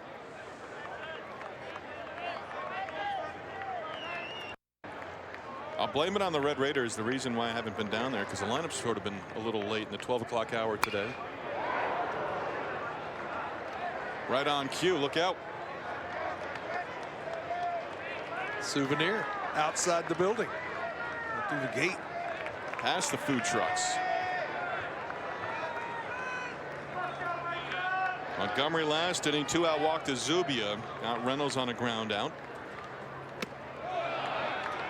Need base runners by hook or by crook right now. You'll take them down 1-0. We said during the break, I said 5-0 it looks like with the bats being quiet. You said 12-0 it looks like right now. Right now Texas, they haven't had a base hit. 155 at bats. Hibbler out on strikes. 2nd strikeout for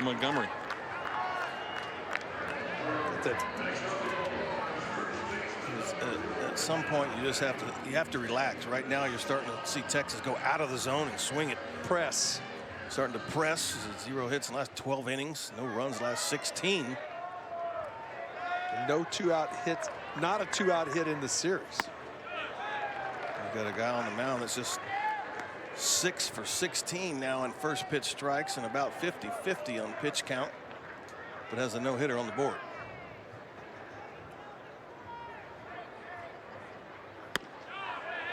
I think you got to do. There's a lot of different ways that you go about here. You adjust in the box. You know, sometimes guys get overly aggressive in this situation, and I think this is when you relax a little bit. You could maybe try to drop a bunt down.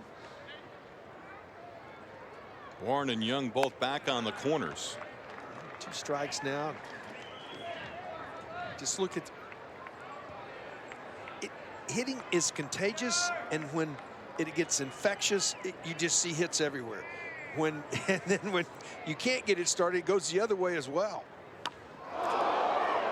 Swung at the pitch, goes down. I think he's out. Is he? It's a out. foul ball. He swung at it. It's a foul ball. They're going to say he's out, that he swung at the pitch. Yeah, but it's a foul ball. The ball hit the bat and then got him in the face. If it hits the bat first, it's a foul ball. David Pierce talking with Doug Williams.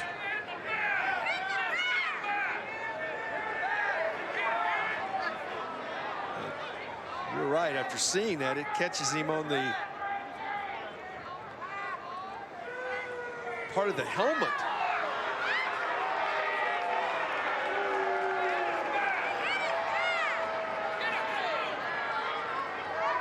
You got to wonder if Tate Shaw's okay.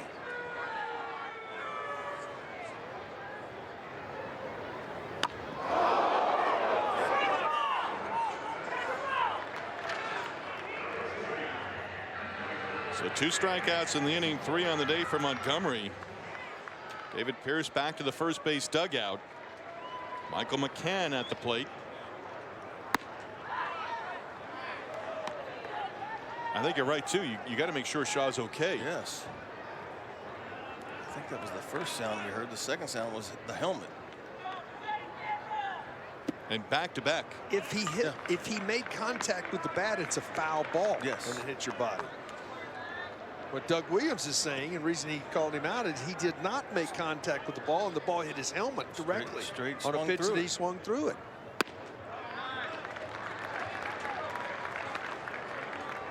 Wow.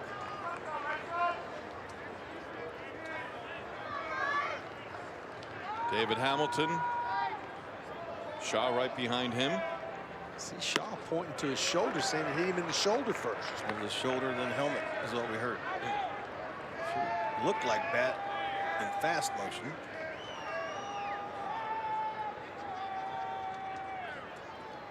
I'd like to see the eye chart on that one. 2-out base runner. McCann reaching on the walk. 4th walk by Montgomery in this game.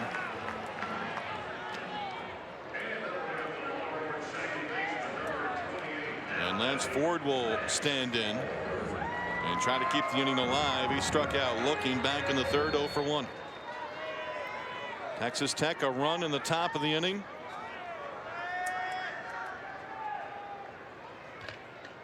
Josh Young 2-out RBI double. Ford takes below the knees for ball 1. It continues, Greg, your point that you've been making. He hasn't been able to get ahead, but he's been able to pitch out from behind in the count.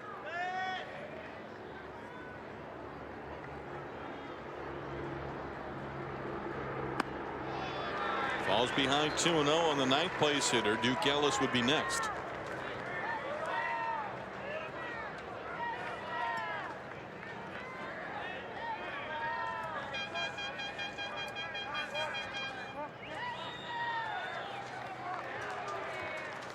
This is a quick trip right here.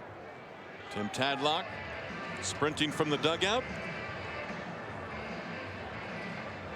Do you go out here right here? I think Tim Tadlock's basically looking at him and says, get me this out. I'll get, you know, and I may get you out of the game after this, but can you bear down too and get this out? Because he's got a left-handed hitter, Ellis, right behind Ford.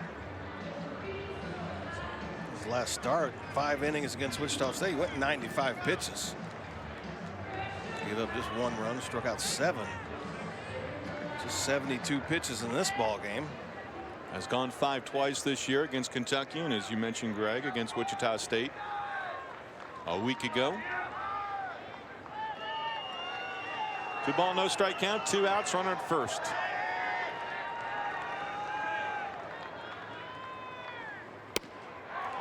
He falls behind 3-0.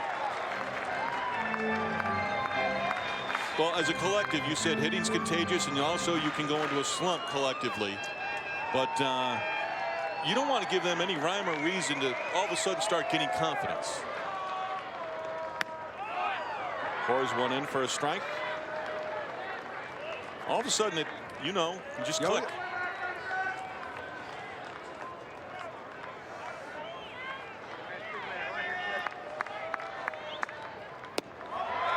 Two on with 2 down, and we go back to the top of the lineup for Duke Ellis.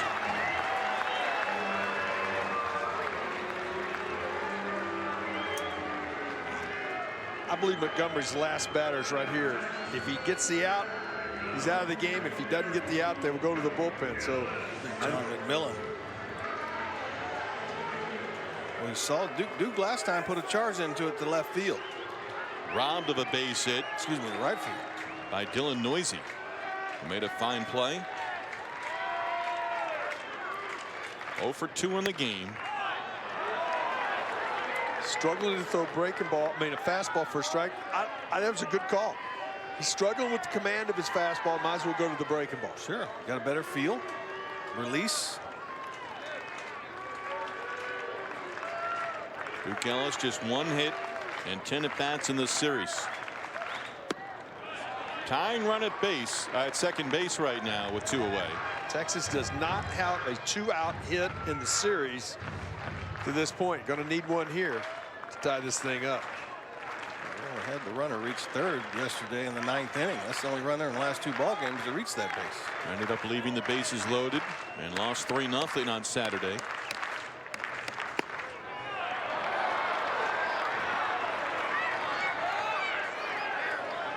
Now ahead 1-2. He's got lots of options here now. He can go hard away right here, or come back with a breaking ball and bounce it. See if he can get Ellis to go after it.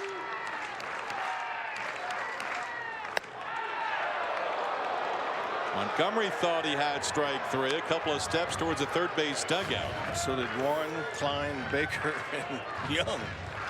Everybody was leaving the ballpark or the field, and now you know why. That was a good pitch. It's a dynamite pitch. 2-2 with 2 down. To the backstop, and the runners will move up. McCann to third, Ford to second.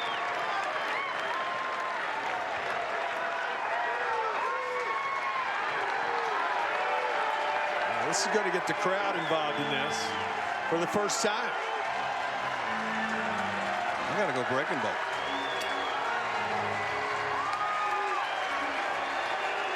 Longhorns came from behind Friday night, 4-3 victory. 3-2 with 2 outs. Got him.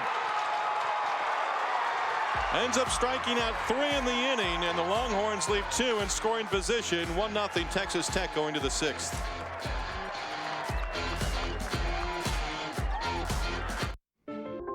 Turn off your light. Longhorns leaving 2 in scoring position. Montgomery striking out Duke Ellis to end the home 5th inning. Longhorns still looking for their first hit on the afternoon. Just 1 hit on Saturday. Look at that last line, though. 0 for 34. 8 walks. And they've been turned away. Cameron Warren 0 for 2 has struck out and grounded out. Starts things off here in the 6th inning against Tristan Stevens. Stevens gave up the RBI double in the last inning off the bat of Josh Young. Fulford scored on the 2-out base hit. Run charge to Bokey.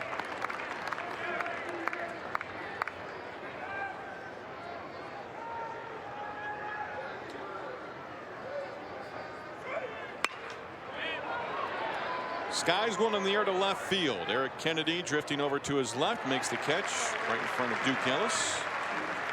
They've kept Warren in check. 3 hits in the opener on Friday. Nothing doing since then, really. Back to the dugout on the third base side. You get the feeling. It just games like this and the way the offense is going. If you're pitching or catching, I'm the catcher now.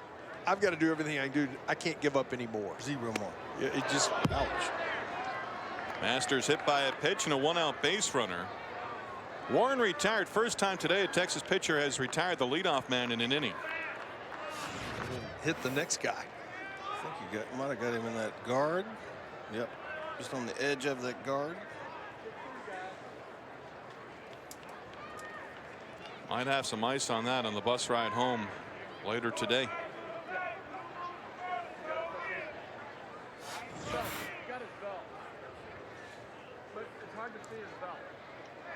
Jogging past the first base bag, and now Tanner Otremba will stand in. As Masters, who was at first in the second, he was cut down to the plate. 7-6-2. Kennedy, Hibbler, McCann on the double off the bat of Otremba. Certainly plenty of numbers to back up the struggling Texas offense, but it's a Texas Tech lineup. Yeah, they've got an opportunity to take 2 of 3, but they entered 11-0, 5+ runs, 10+ runs on 7 occasions, and 15+ on 3 occasions entering this series. And scoring a total of 7 runs over 2+ games so far. So agreed. I know exactly where you're going, and I agree with that. Texas pitching's been good enough that there's no doubt that for Texas could be going for a sweep today if you've got something going. But Tech has done one thing. They've been able to get that big hit when they needed to and take advantage of the walks. And you look the other way. If Josh Young doesn't make that error on Friday night, Tech could be going for the sweep. I mean, it could be either way in this series.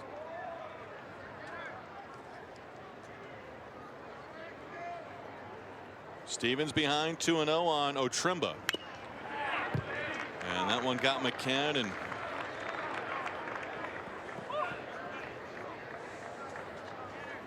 there we go. The bubble on top of the green hat for St. Patrick's Day in Texas Tech. Tell the wind's not blowing. That bubble gum's staying together. You distract them, I'll take care of the bubble gum. Do you think Mason Montgomery's loose? He's standing right next to the guy with the bubble head.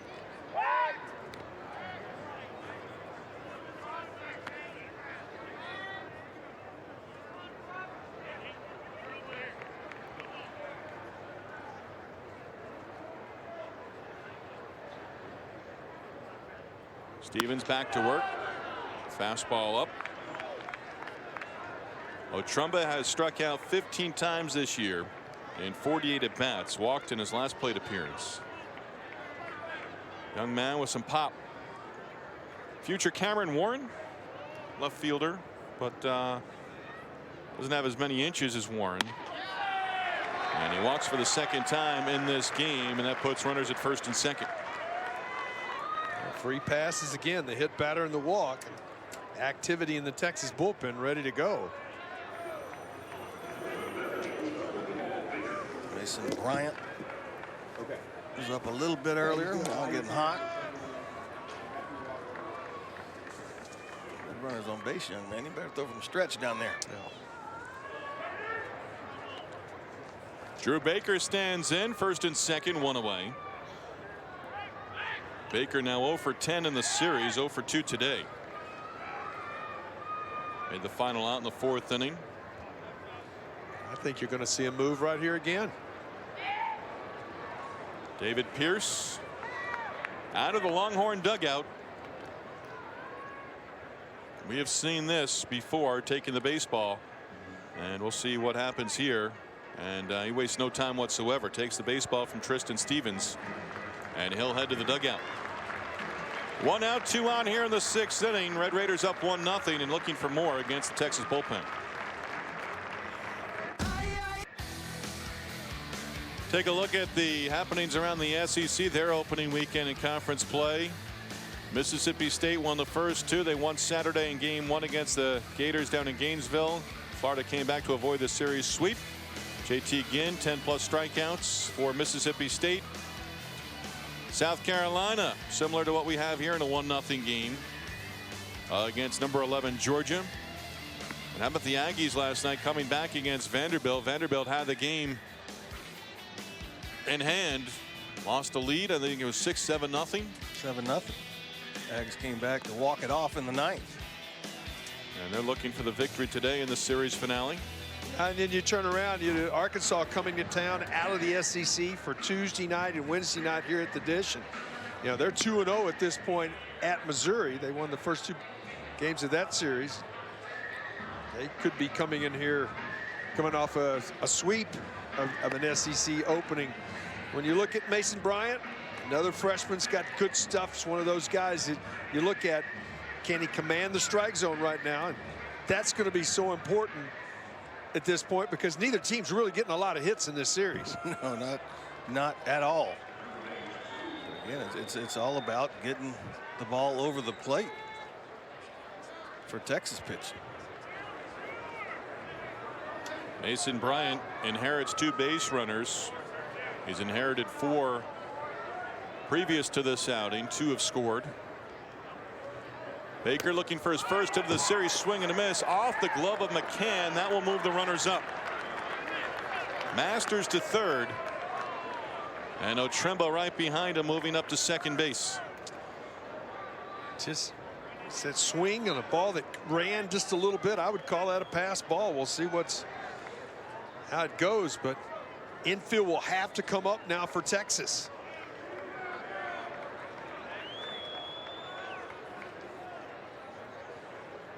Baker 0 for 4 Friday night, 0 for 4 with a strikeout on Saturday.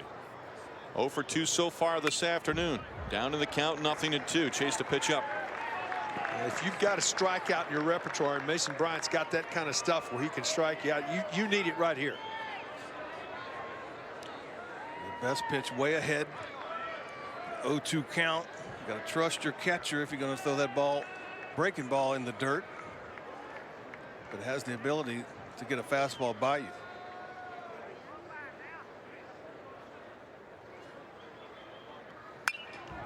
Stays alive.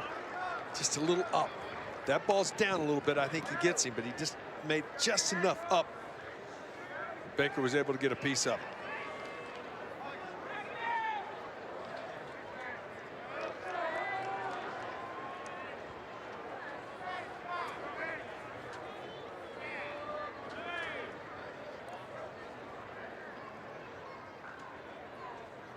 Again, the 2-strike pitch. Got him. Picks up the strikeout. 2 outs in the inning. Michael McCann, you see, gets that high mitt right there. This ball runs right back on the inside part. Freezes Baker right there. You can't relax here. Fulford 0 for 1, a walk and a run scored.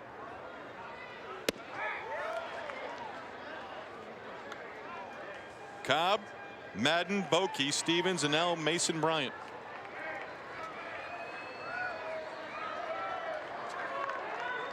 Longhorns down a run, 1-0 in the 6th inning without a base hit over the first 5.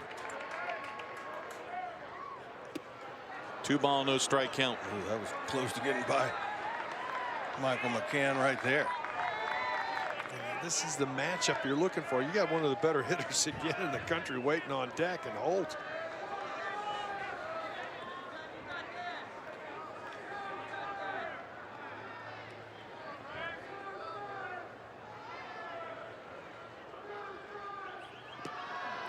Three ball, no strike count on Fulford, the 9th place hitter.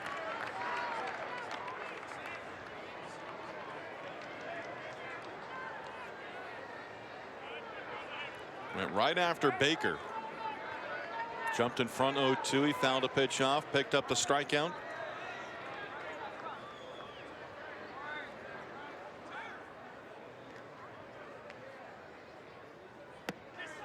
Walked him on 4 straight. 8th walk in this game for Texas pitching. 2nd this inning. Also a hit batter in this inning. And back to the top for Brock Holt.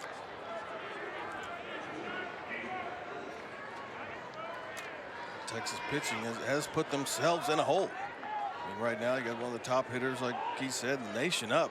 I think you got to crowd him right here. They've shown they can get him out inside. If they throw him away, he's got that ability just to flip it to left. Right now it's about command of the zone. Right. Got to get over the plate. Texas Tech hitters have walked 18 times in this series. 7 of those, as we've touched on, have come in to score. Holt struck out against Stevens in his last at bat. 6th batter to come to the plate in this inning. Bryant trying to leave the bases loaded and preserve and keep it a 1-0 game. And he's down in the count 0-2. Good location again with that breaking ball. Crowd him in. I think you go back to it. And if you're a catcher, you got to do everything in your power to keep this ball in front, because you got to drop this slider on his back foot here. And if he does swing and it's in the dirt, all you got to do is step on home. Know the elements. Right.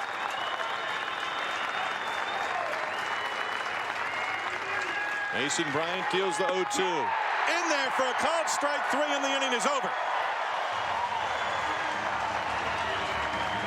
Had him aware of that inside pitch. Went back door.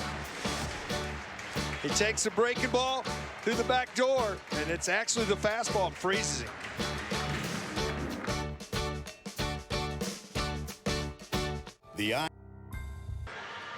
Well, Mason Bryant tiptoed in and out of trouble in the top of the 6th inning. Struck out Holt. Holt struck out in the 5th to end the inning. Struck out with the bases loaded to end the top of the 6th inning. And Mason Montgomery is back out there. He's got a no-hitter intact through the first 5. Austin Todd starting things off for the Longhorns. 0 for 2. Retired on a liner back to the mound in his first at bat. Popped out to the right fielder Holt in the 4th inning. Montgomery just got through his most stressful inning of the ball. He hasn't surrendered a base hit to this point, but had to come up with good pitches. Has struck out 4 and walked 5. And runners at 2nd and 3rd.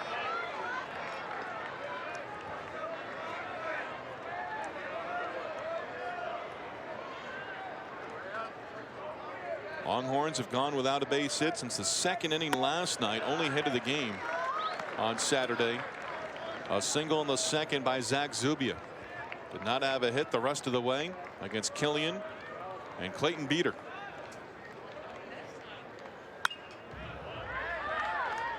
Oh for 36. That'll take a team batting average and send it south.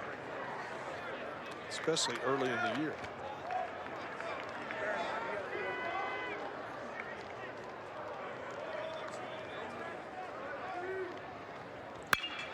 Back through the middle of the diamond. The leadoff man aboard here in the 6th inning as Austin Todd is aboard with a base hit.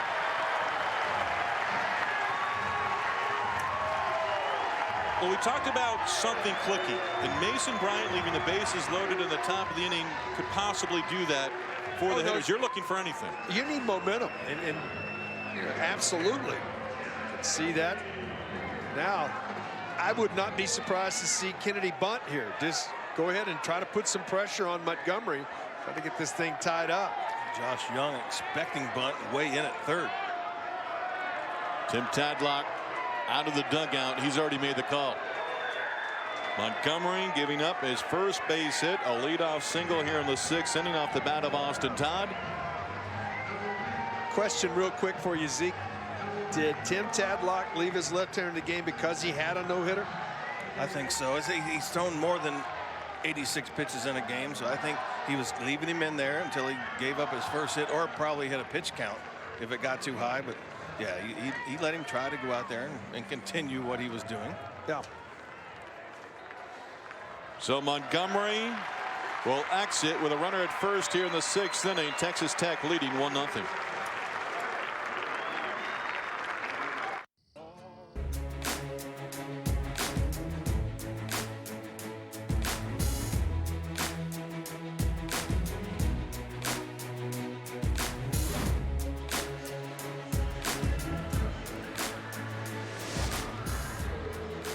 Mason Montgomery getting handshakes. Job well done in the Texas Tech dugout. He is responsible for the runners on first base. Can win this game, cannot lose it. Gave up the leadoff hit to Austin Todd to open up the 6th inning. Tim Tadlock came out, took the baseball, and now Montgomery will be a spectator the rest of the way. And they hand the baseball to John McMillan, who makes his first appearance of the series. Yeah, big arm on the mound right now for Texas Tech. John McMillan.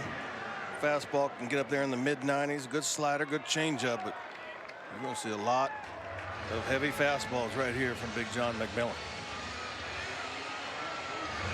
Former starter enters with a runner. Austin Todd at first base and nobody out. Command has been a problem for McMillan at times. You can see those 7 walks in 7 innings of work. Eric Kennedy 0 for 2. Bunt up the first base side. Warren safe at first. And the Longhorns have something stirring here with 2 on and nobody out. Perfectly executed bunt. Was going to move the runner along. And beating the throw from Cameron Warren. It's one of those things that Warren, an excellent fielder, couldn't get it out as quick, but Kennedy running down the line. I would call that a base hit, back-to-back base hits. Yeah, he had crossed. That ball had not even reached the glove of Klein. So that puts runners at first and second with nobody out. Offensive timeout where David Pierce went out and talked to Sean Allen, and you get 3 of those a ball game, and he came across the field. So they were talking together before this signal right here as Zubia comes to the plate, because Zach's not one of those guys that bunts very often. But it's called for a bunt here. Calls for it. Oh, yeah. There's no doubt. If this was any later in the ball game, I would maybe pinch hit somebody that does bunt regularly. Tying run at second, go ahead run at first, and Eric Kennedy.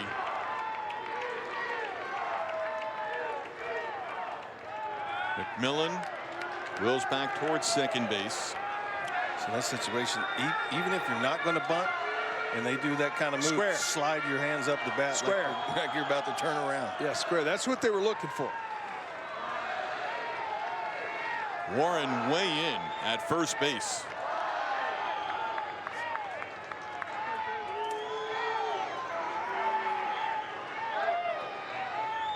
A single to center and a bunt base hit. Setting things up for the Longhorns. No show of a bunt right there.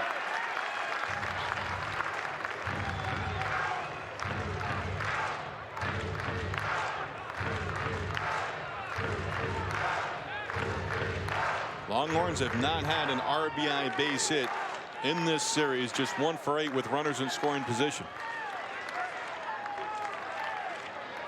Reynolds plating 2 on Friday night in the comeback win. Hard shot to third that went off Josh Young, and 2 runs came in to score.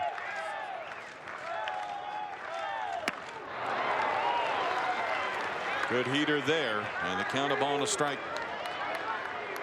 That's power against power. There was nothing. That's just good old-fashioned hardball. Just here it is. This is the best I got on both ends.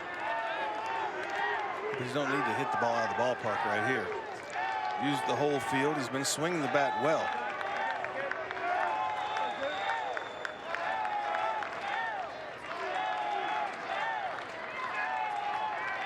McMillan with a check of the runner at second. On that pitch, but fouled it back. We've seen that a couple of times in this series. That one ran in on him right there. 95 miles an hour. Well, he's got an outstanding breaking ball. Does he go to it here and try to get the strikeout? You go to that, you risk the ball in the dirt, getting by, and all of a sudden you got a ray out third with no outs.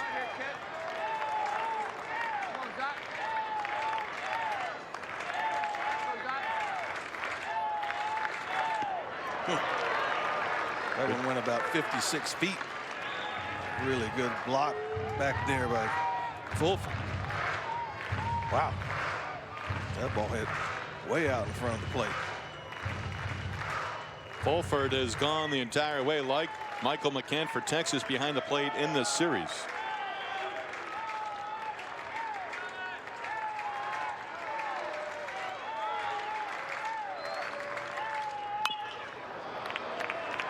Zubia stays alive at 2-2. Got a hanger. Got away with one again.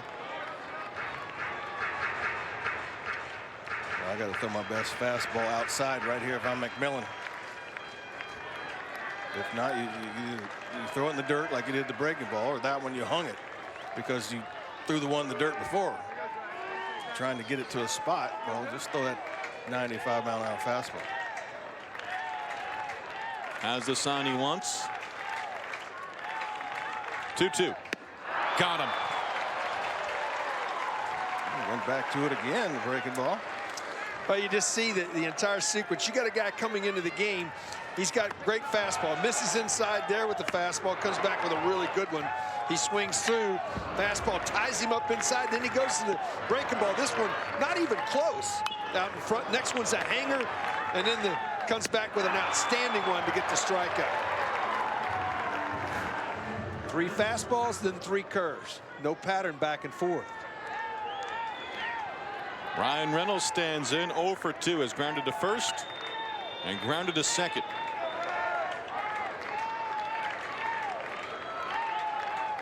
McMillan not out of the woods yet. Misses away and falls behind early in the count.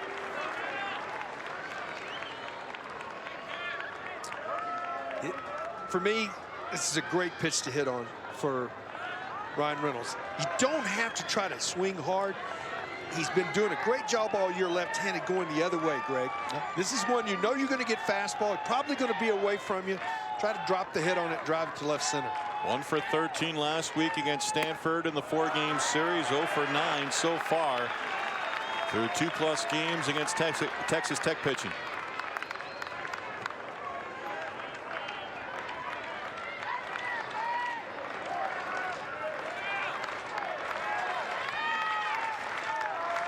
McMillan first out of the bullpen in the series finale for the Red Raiders.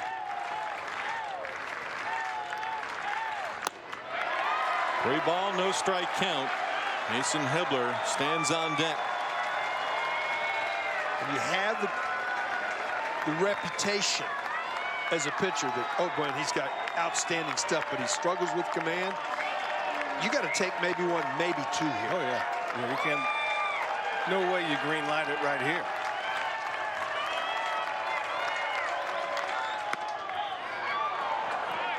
Took a little off that fastball at 91.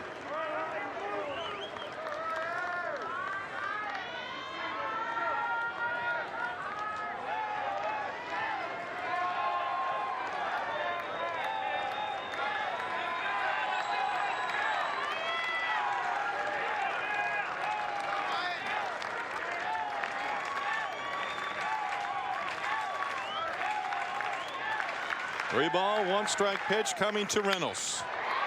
Opposite way, Baker backhanded play, fires across the diamond. It's Reynolds by a stride. 2 outs in the inning. On the play, Todd moves to third. And Kennedy into scoring position now at second with 2 down. I tell you what, Drew Baker, that's an intelligent play because Kennedy's got a gigantic lead. If he goes to second, as most shortstops would go that way, thinking my quick out's to second, the bases are loaded because Kennedy's so quick and he was sliding. Knew that before. That's that thinking position for a young player. Hey, ball in my right, I'm going to have to go to first to get an out, and he did it. Up to Mason Hibbler, base open. Hibbler walked in the second, struck out in the fifth. And a first pitch strike, it's 0-1. Well, Texas has broken a lot of those strings. They were, didn't have a hit for 16 innings and all this stuff. They still don't have a hit with 2 outs in this series. So right now's the chance. Todd led off with a base hit against Montgomery. First hit of the game for the Longhorns. Then Kennedy a bunt single against McMillan. McMillan struck out Zubia. Got Reynolds a moment ago on a grounder to short. That moved the runners up. Texas left second and third in the last inning. Ellis struck out for the final out against Montgomery.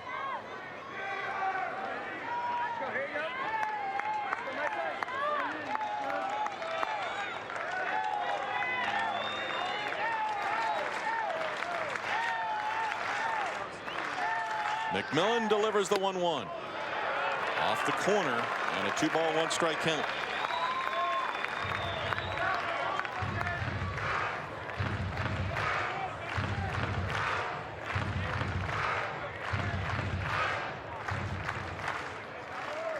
Josh Young playing almost in left field. He is. He's going to get a fastball here. Left-handed hitter on deck. Back through the middle of the diamond into center field. 1 run is in. Here comes Kennedy. Mason Hibbler delivers in the clutch. And the Longhorns up 2-1.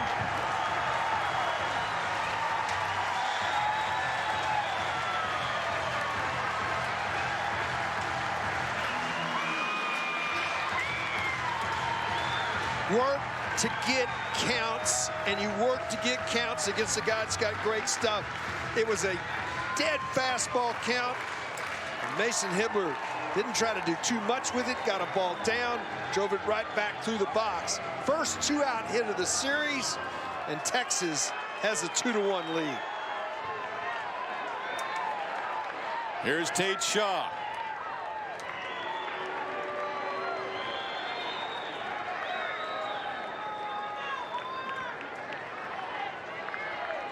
Tatum has walked and struck out, facing McMillan for the first time.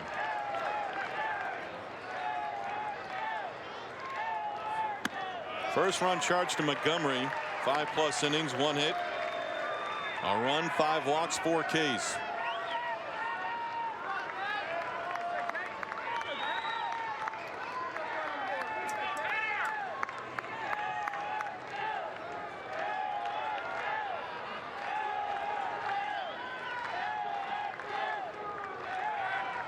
Another toss over.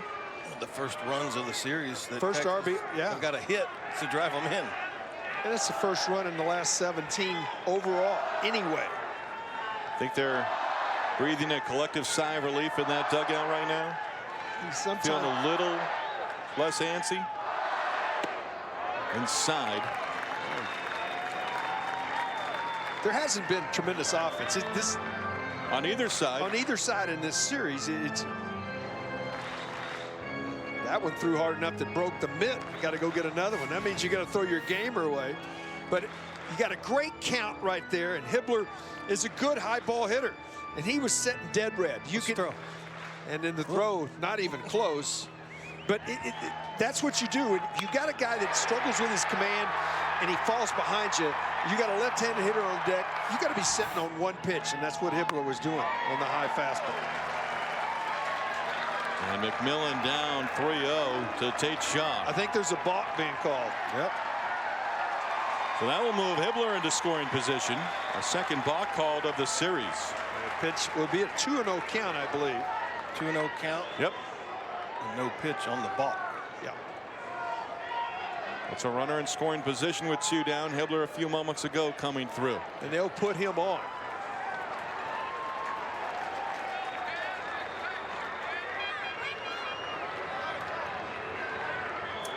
So first and second sets up a potential force play. And Michael McCann 0 for 1 with a walk will come to the plate. You know, all the pressure this game has been on Texas, Greg, throughout the beginning of this game, and all of a sudden this is flipped. And it's one run. One base hit flipped this game to this point. One base hit. I mean, the base hit to get the first hit of the ball game, but the big hit by Mason Hibbler to score the 2 runs. Yep. Swing and a miss by McCann. 3 hits in the inning, no hits in the first 5. And you go back to the perfect bunt by Eric Kennedy to get on base. No doubt. And then using his speed.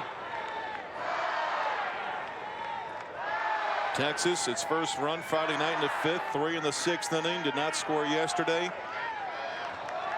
Coming through finally after being shut out over the first 5 innings by Montgomery today. Plating 2 runs and looking for more. And a called strike. It's 0-2.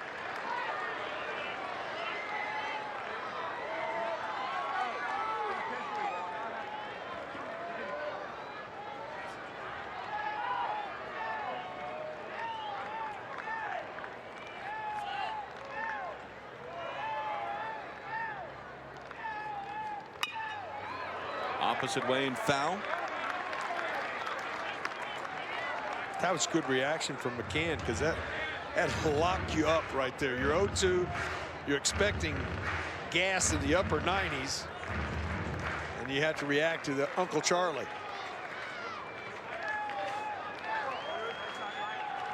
Lance Ford would be next.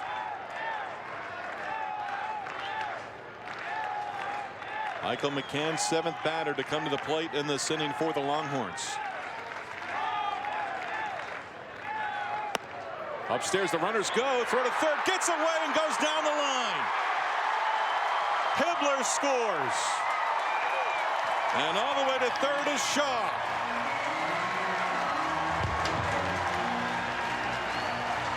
Go back earlier in this game. Mason Hibbler was thrown out at third base to end the inning. This time, if Young catches this, he's got a great chance to get the out there. He couldn't put a glove on it. And Hibbler adds that insurance run. That was a perfect throw that Young never got to. Swing and a miss. McCann out on strikes. Stolen bases, E2. 3 across for the Longhorns here in the 6th inning, and they go to the 7th with a 3-1 lead, courtesy of Mason Hibbler.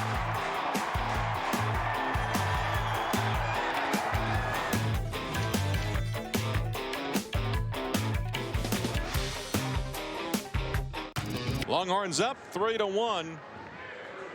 Mason Hibbler, 2-run base hit. Scoring on the stolen base of third, and the E2 charged to Fulford. And we take a look at this series, the rubber game of the 3-game set. Mason Bryant got out of trouble in the last inning, and that really could have served as the pick-me-up for the dugout going to the home 6th inning. Pushing 3 across. Noisy, Young, Klein, 2, 3, 4 due up for Texas Tech. Well, he made a gigantic pitch to get out of the frame, and then Austin Todd gets the base hit, the first one of the game, and that just keeps building that emotion. Now, you got to come back out here, Greg. You got to throw strikes. I mean, that's 2 in a row. Almost hit Noisy in the head right there. Get in the zone. 8 walks for Texas pitchers today. 18 for the series. He's in the zone there, 2-1. Noisy is 0 for 3.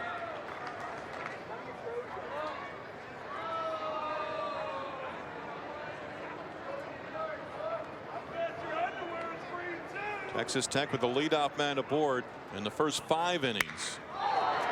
And for the 6th time in 7 innings, Noisy, his first hit of the game. And they'll bring the tying run to the plate in Josh Young here in the 7th. This is a veteran, good offensive club in Texas Tech. They ain't going to go away quietly here, guys. Young had an RBI double in the 5th inning. You see there. And Young still looking for his first home run on the year. The double producing the Texas Tech run in the 5th. His 5th on the season. 5th 2-bagger. Mason Bryant with a runner at first base. Swinging a foul tip. Challenged him there. Seems like we've had activity in the bullpen all day for the Longhorns, and double barrel action now. Kupacek on the right, Matt Whalen on the left.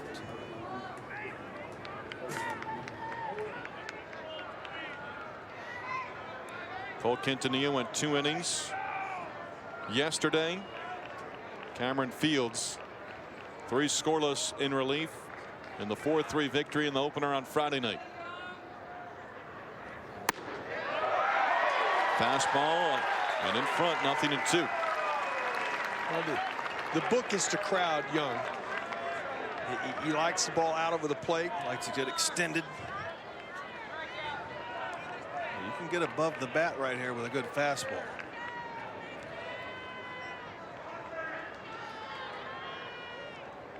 Coy Cobb went 2 1/3, walked 3, gave up 3 hits, was not charged with a run. That's where they went. This one in the seats over the first base dugout. Ty Madden mentioned Ty left after 2/3 of an inning.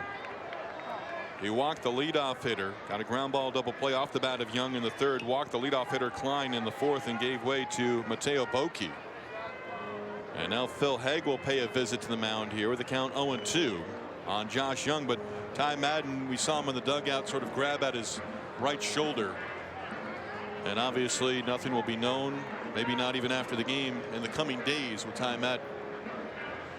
Visit here with an 0-2 count. You said they put the ball. We talked about visits in this game from pitching coaches and even Tim Tadlock and David Pierce. And David Pierce has gone out there and pretty much every time taking the ball. But what's the discussion here? Well, I'm just a guy that if you're up in the count, I don't like to take the momentum off the pitcher. But obviously Phil Haig wants to go over probably the way you want to approach the rest of this at bat, being way ahead.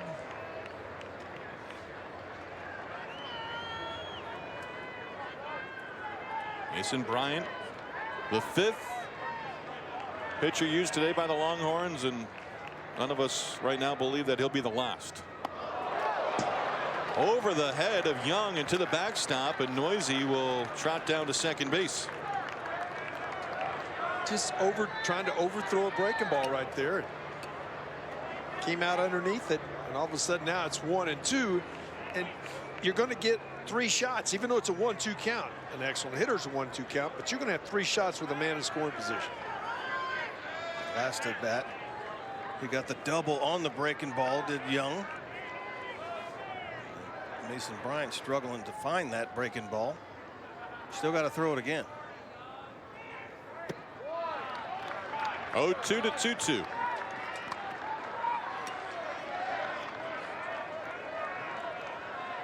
Well, Young's a good hitter.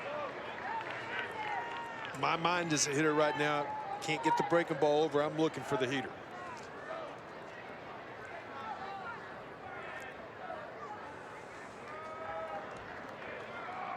Noisy, a leadoff single, now in scoring position with nobody out. And the count runs full. Josh Young has seen his share of full counts throughout the course of this series. Another challenge right here. He's got a challenge. If he hits this ball and it lands in Round Rock, you're still tied. Yeah.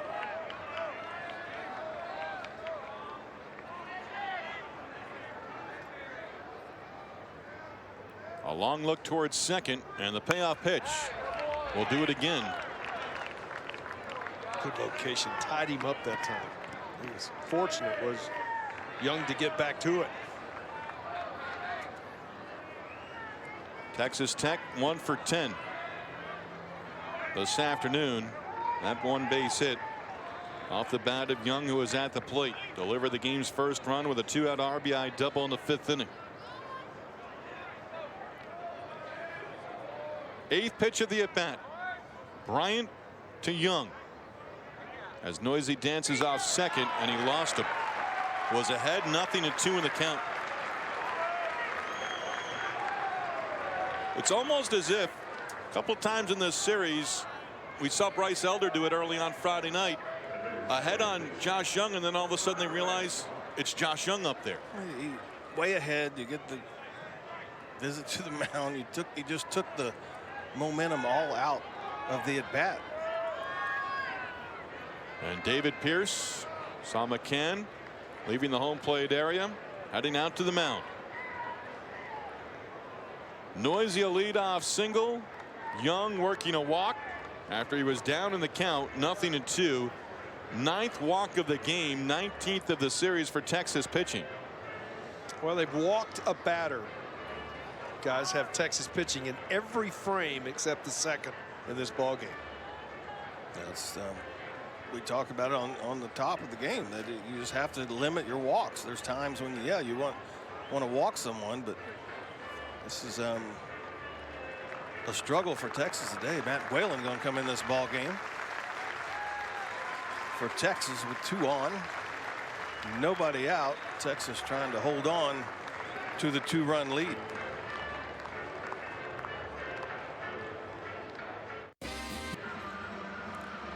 Well, Cobb the starter, and the Longhorns going back to the bullpen. Former Southwest Conference rivals go head-to-head when the Razorbacks come to Austin. The 2-game series starts on Tuesday, 6:30 Central Time. Both games also available on the ESPN app.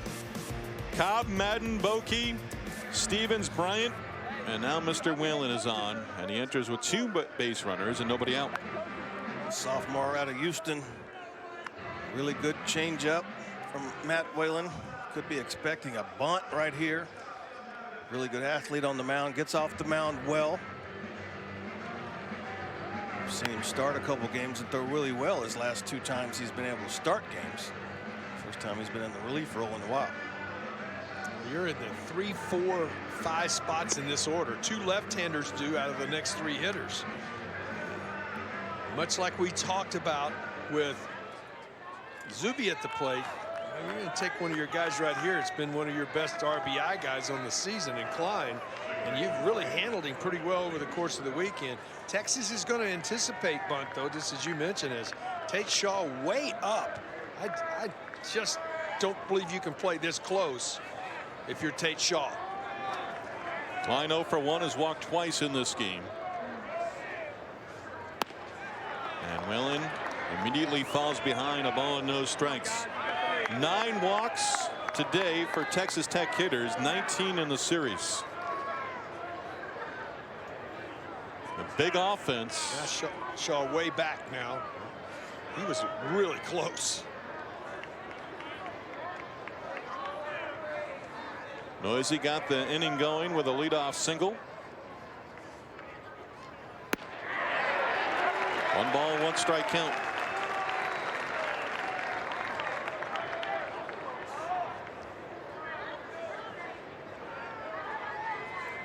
Whalen with a really good changeup. See if he goes to it here.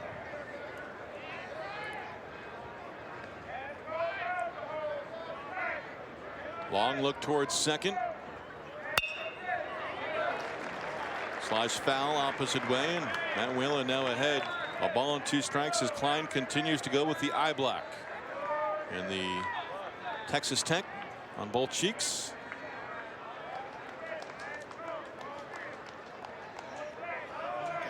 Three consecutive fastballs here. He's got a great changeup, but I might see him climb the ladder, back it up again.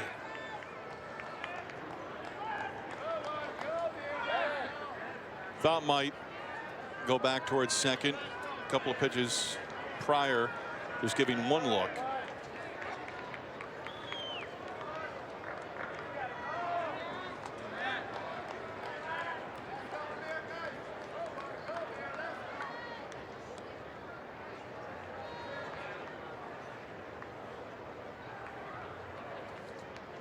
Whalen takes a sign from McCann. Third base side, Reynolds drifting into foul territory, and that's a big first out.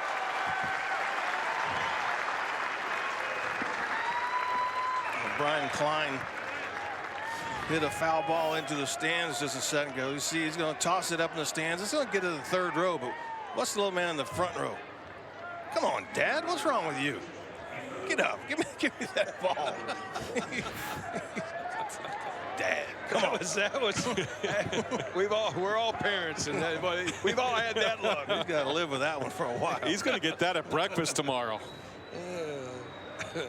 But you know what? Like you said, we're all dads, and Pop right now going to try figure out some way, somehow to get. He's got to hope another one goes junior that way. baseball. Yep. You might see him on the field at some point. Sundays kids can run the bases, so maybe. There you go. Getting the dugouts. Dangerous batter and Cameron Warren at the plate. Represents the go-ahead run. 7th inning, rubber game, 3-game series. Longhorns winning 4-3 Friday night, comeback fashion, 8th comeback win of the season. Lost yesterday 3-0. Breaking through with 3 runs in the 6th inning. Matt Whalen on in relief of Mason Bryan, who gave up a single and a walk to the first 2 batters here in the 7th.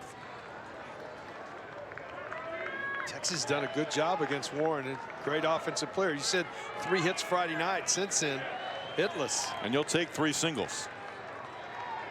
The hardest ball he hit Friday night, he lined out to left.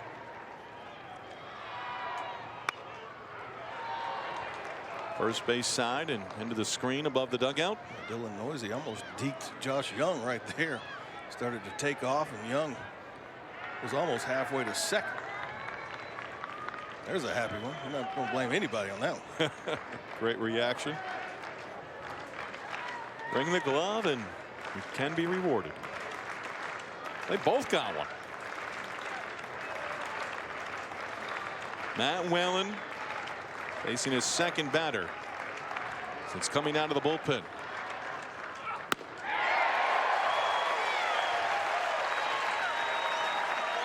A grunt behind that one. Upstairs. One thing we've seen from Matt is at this point he's attacking. Yeah, it's been a different look from him. He doesn't have the really starter look he had. He came in the other day. He really went after the guys. Right now he's got a little more concentration, runners on base in a tight ball game. Runner goes to 3rd, and Reynolds did not get to the bag. Similar to what we saw with Young tardy to the bag in the last inning, and Noisy picks up the base. Well, he was caught out in between.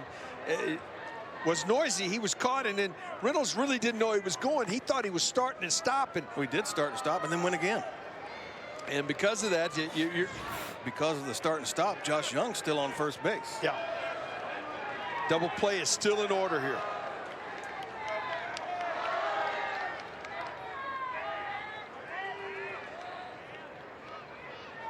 Count, 2 balls, 2 strikes. And a full count on Warren, who has 5 home runs on the season. Well, this is a chance for a strike him out, throw him out if you can make a good pitch. I think they will send Young here. He's not running very well, but they want to start him to try to stay out of the double play right here.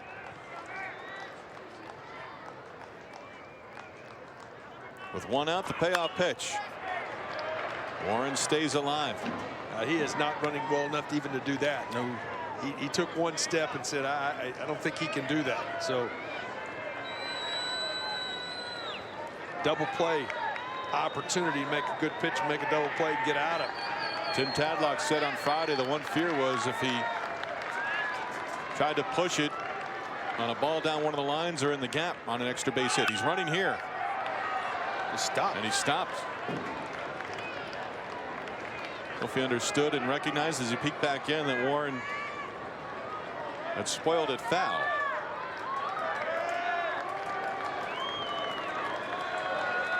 Three ball, 2 strike count.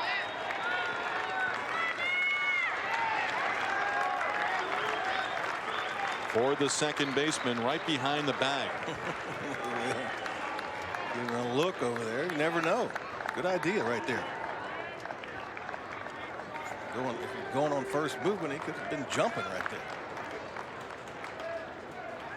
Going 3-2. Pop up on the infield. Hibbler takes care of it for out number 2. Matt Whalen has come out of the bullpen and gotten 2 huge outs.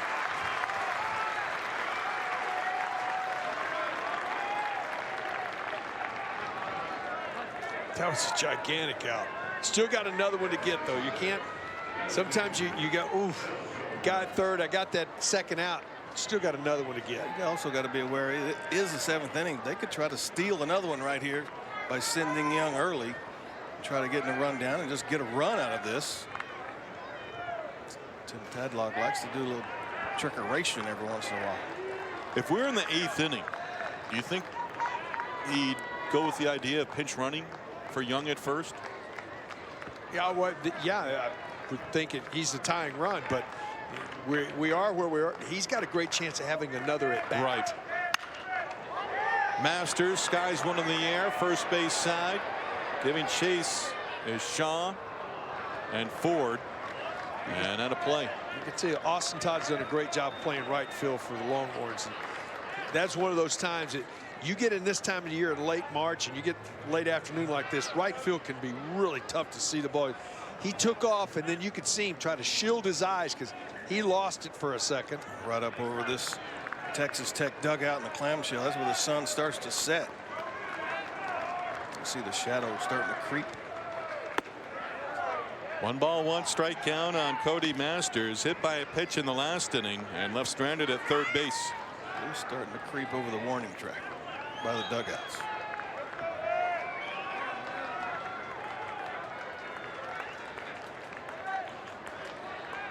Whalen has the sign and the 1-1.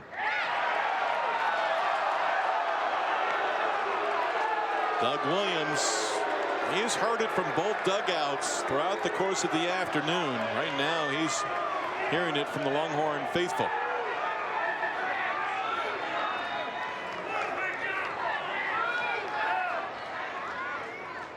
Whalen right back to work and behind 3 balls and a strike. We've got a right-handed batter in Otremba on deck.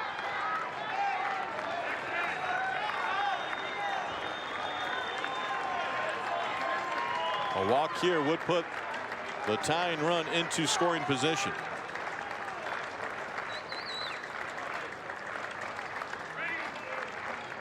Whalen deals. Sharply hit off the front of the first base dugout. Young will be off now. But an extra base hit, you really don't, even with him getting that running start, I don't think he could score on a double if it stays in the ballpark. He'd be looking at second and third. Time called for. All the walks. Shaw wanting to make sure there that Whalen knows that, hey, I'm not holding the runner. Deep counts, 15th 3-ball count of the game for Texas pitching. Red Raiders left the bases loaded in the 6th inning. Whalen trying to strand 2 here in the 7th. Masters does a nice job staying alive. Guys, Noisy was at least almost halfway to the plate that time as that pitch is being delivered.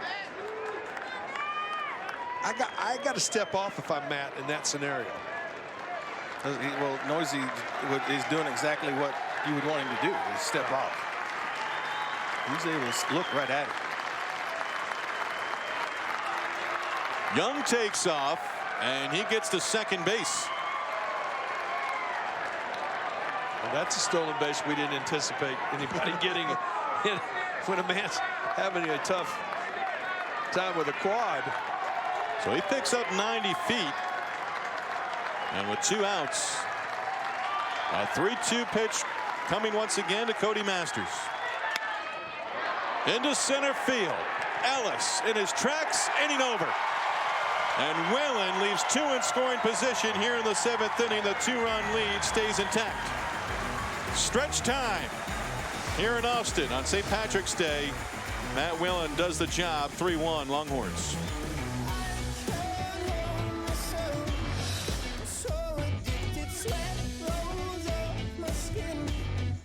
Well, the bullpen, Matt Whalen, the latest, gets out of trouble and leaves 2 stranded in scoring position. 3-1 lead for the Longhorns as they come to the plate here in the 7th inning. Well, just an outstanding job by Whalen coming in out of the bullpen.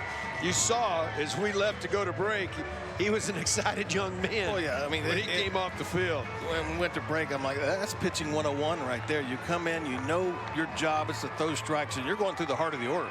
You got 4, 5, 6 coming up, and he didn't get out of himself. The runner, they were trying to get him to ball. They were sending runners. The runner from third was coming down the line. He stayed within himself and got 3 fly balls. Lance Ford starts things off for the Longhorns. And he takes upstairs from the new Texas Tech pitcher. They go with a right-hander out of the bullpen. Kurt Wilson, his first appearance of the series. Another big arm. Mid-90s fastball with a slider and a changeup. Tim Tadlock has been impressive out of his bullpen throughout the series. Well, they've got some good arms, much like Texas. You're not ranked in the top 10 in the nation if you don't have some guys that can do some things. Now, strikes for Wilson. You just look at his numbers. He's got 3 walks and 7 2/3. And he's allowed 1.3 base runners per inning that he's pitched.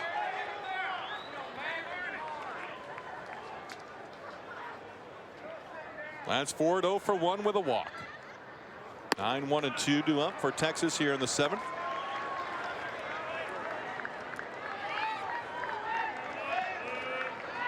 Texas Tech has now stranded 11 runners through the first 7 innings.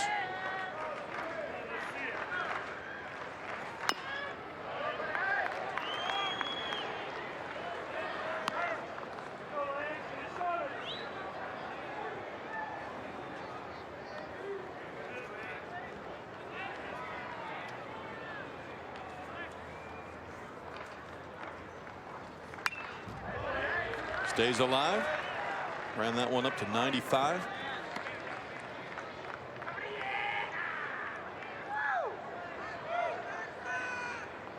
Montgomery did not allow a base hit over the first 5 innings. Austin Todd leadoff base hit in the 6th inning. Todd and Kennedy scoring on a 2-out. 2-run base hit by Mason Hibbler.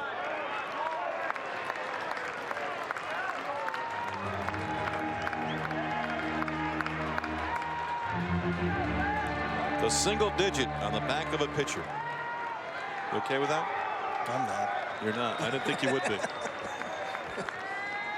Does he play a position as well?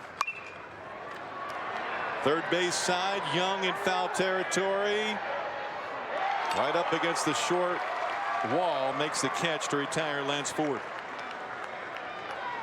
Earlier this week, we had a guy that went out there with number 1 on his back. Number 1. Going in your heart and your program. Guy from Texas Tech thinking, yo, you know what? I don't want to interfere with that. Get an out. Texas needs some burnt orange down there on the front row. He was camped right underneath that one. Duke Ellis 0 for 3, struck out in his last at bat. Same vicinity, and this one will land back in the seats. Some green amongst the burnt orange on St. Patrick's Day. A lot of scarlet and black here this weekend as well. Yeah, when they got that run, that one inning in the 5th, it got a little loud.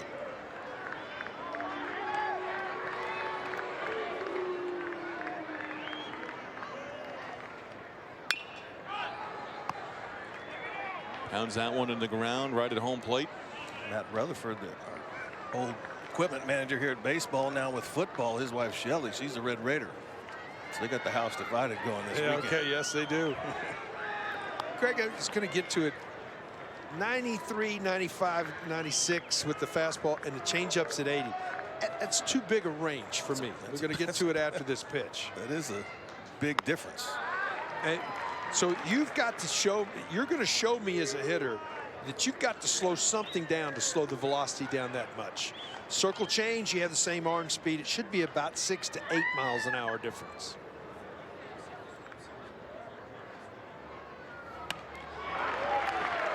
Ellis out on strikes for the 2nd time today. Noah Syndergaard has that range, but the changeup is 88, 89, sometimes 90. Yeah, it's what I'm saying. It is you, as a hitter, if you've got to do something as a pitcher, if you've got that much range in between your fastball and your changeup, you've got to slow something down that's going to tip me. Right. Or if it comes out that much slower, a good hitter is going to recognize it immediately. Yeah, and change. I mean, you can change to it, react to it. Austin Todd got things going in the last inning with a leadoff base hit, trying to get things going with 2 outs here in the 7th inning. Longhorns trying to take 2 of 3 from the Red Raiders, who swept all 3 here in Austin 2 years ago.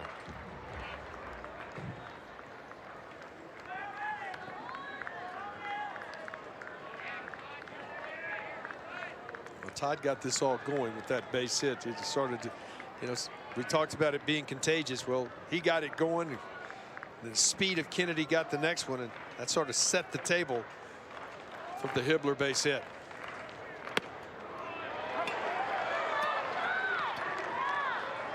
Slider right there. Yeah, but really good one. Now that velocity can come off of your fastball because it comes out with spin. Ahead of ball and 2 strikes. Called strike 3, inning over. Kurt Wilson out of the bullpen, a 1-2-3 7th. On to the 8th we go. Longhorns up 3-1 on the Longhorn Network.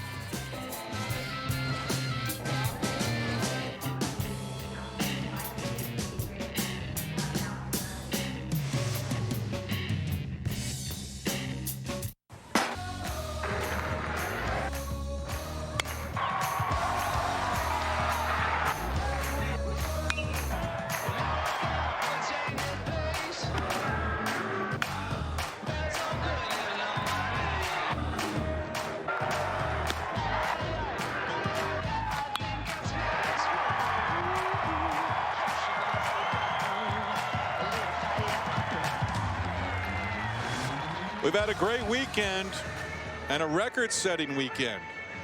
22,729 attendance over the 3 games against Texas Tech, largest 3-game attendance in school history.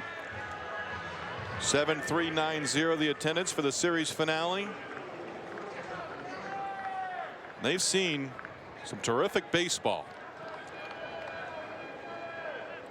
That young lady wants to see a win. Otremba, Baker, Fulford, 7-8-9 due up. And Otremba to left field. This one gets by Kennedy, goes to the base of the wall. Otremba lumbers on his way to second. He'll stop there. Slides in safely with a leadoff double. He was wasting no time whatsoever. Second of the ball game. He got a fastball. He came to the plate aggressive and got this fastball. I mean, he put a good swing on it right here. It was up. He got that top hand on top of it and just rips it into the corner. No way Kennedy could take an angle to cut it off. Otremba is a freshman. He's at second for Drew Baker, who is still looking for his first hit of the series. I feel like in 2 years, when we're talking, if Tanner Otremba is still in a Red Raider uniform, you're going to be making more comparisons to Cameron Warren in his time with Texas Tech, because, you know, somewhat of a similar build, but I've been impressed with his approach at the plate in this series. I just watched take BP on Friday night, saw how the ball came off his bat and went, this guy's got a chance to have some pop. Tate Sean foul territory, battling the high sky, makes the catch. Baker retired. That's out number 1. And I just want to say, you said that before the game today, and with exit velocity and launch angle and all that, I love the fact that I could sit in a booth with you and you say, I can watch a lot by just the guy hitting, because it's getting lost. You can hear by sound off the bat. Yeah. But by just observing, not going by the numbers that are jotted down. You can go to all that stuff you want. Just go to eyeball test. Look at somebody and say, okay, you know, I see how that exit comes, how that ball comes off the bat. Fulford, the number 9 hitter, takes a strike from Whalen. Whalen again, you could hear the grunt. Well, Friday, the 1-year anniversary of the passing of Longhorn legendary coach Augie Garrido. Want to make mention, Coach David Pierce sent out on social media this week condolences to Paul Maneri, the head coach of LSU, and his family. Lost his father, Demi, earlier this week. Was big into baseball. Bunt, Whalen quickly off the mound, no look towards third. That's out number 2. That's a give me. They're trying an element of surprise right there. If you get it in the location, you're probably going to get a base hit, but bunted too much towards Whalen right there. Look there. Fulford did have a bunt base hit on Saturday. It's quite the get up. I hope it was a wig. I hope so. If it's not, it's not hereditary. The son has black hair. Here's Holt. Starts him off with an off-speed pitch, 0-1. Matt Whalen has been superb so far in relief. Left 2 in scoring position in relief of Mason Bryant in the last inning. A leadoff double, now trying to leave Otremba at third. Hit foul at home plate. Doug Williams immediately with the call.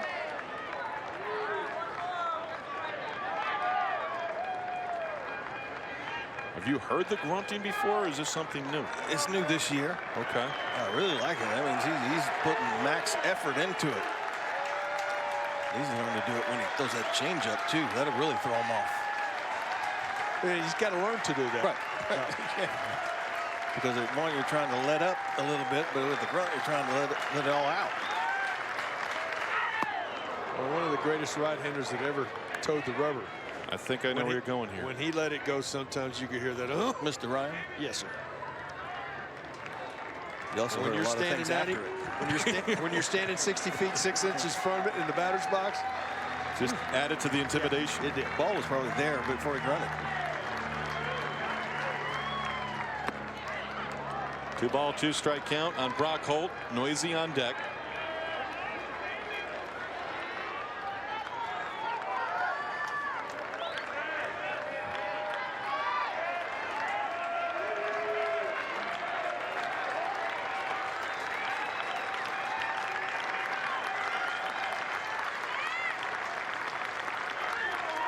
With 2 down, the 2-2. Line drive down the right field line and foul.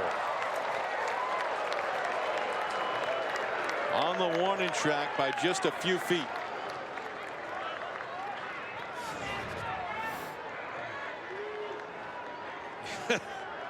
get foul. Thank you. That's what you. A fist pump on a foul ball. Get foul. Didn't say anything, but you know that's what he was thinking. Holt adjusting the batting gloves, looking at the barrel.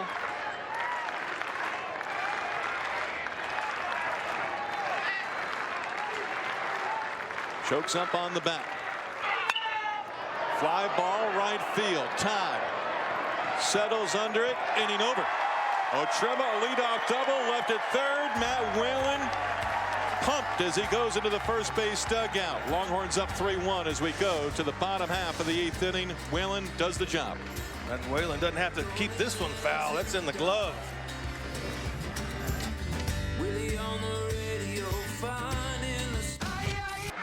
3-1 ball game. Longhorns in front. 3 outs away from taking 2 of 3 at home against Texas Tech. Matt Whalen has been outstanding since coming on in relief, leaving 2 in scoring position in the 7th, leaving a runner at third in the top of the 8th inning. And Kurt Wilson back to work, struck out 2 and working a 1-2-3 7th inning for Texas Tech. Longhorns will have Arkansas beginning on Tuesday, 3-game series, 6:30 both nights on LHN. And Texas Tech will go back to Lubbock. They'll play 2 teams in a 5-day period, 3 against Michigan out of the Big Ten, and then 2 against Stetson. Eric Kennedy, bunt base hit in the 3-run 6th inning, starts things off. Asking too much for a couple of insurance runs here. Well, you need to add. You want to make it as easy as you possibly can, knowing that you got to get 3 outs to get, because outs 25, 26, and 27, you've heard me say in this series, are hard to come by. To left center field, Noisy. The center fielder drifting over into the alley. Kennedy retired for out number 1. Comparisons of the bullpen in this series for Texas Tech, 7 1/3 innings. They've only given up 4 hits, 5 runs, 2 have been earned, 5 walks, 11 strikeouts. for the Texas bullpen. 11 2/3, 7 hits, just 2 earned runs, and also 11 strikeouts. Some walks in there too. Oh yeah, 7 walks. Zach Zubia 0 for 2 with a walk. Takes ball 1. Texas Tech came into this series red hot offensively. 20 home runs in their first 16 games, 6 in one game last weekend against Wichita State. Breeze blowing in a factor, yes, but Texas pitchers, a lot of free passes, but they've kept the ball in the yard. Both teams have really been limited on the extra base hit in this series. But surprised though, not a single home run. Yeah, I am surprised, but this is a big ballpark, and especially when you have a northeast wind, it comes right in over the batter's eye. And in a month or so, there'd have been 3 or 4 home runs in this series with the wind that comes out of the southeast. And that's what I meant Friday night when I said, you know, this series is played in May. It's a little warmer. It's a different little game. hotter. Yeah. Texas Tech in this series has 4 extra base hits. Texas 1, and they've all been doubles. And a 1-out base runner, Zubia, aboard with a walk for the 2nd time in this game. I think you might see a pinch runner here. Normally your pinch runner is Cam Fields. Yeah, but in the pen. it'll be Bryce Regan. Comes Bryce. First appearance of the series for Bryce Regan.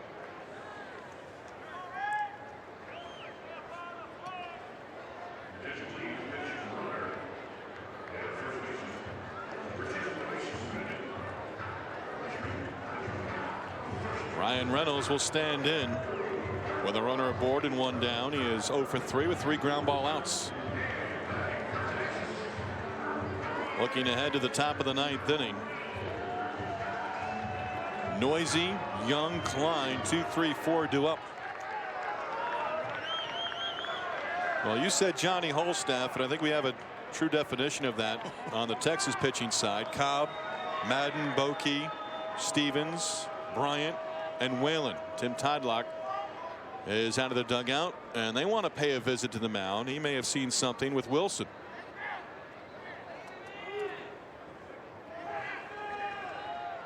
Or he may just want to engage in conversation with Doug Williams. Now he's going to talk with his pitcher. St. Patrick's Day in Austin.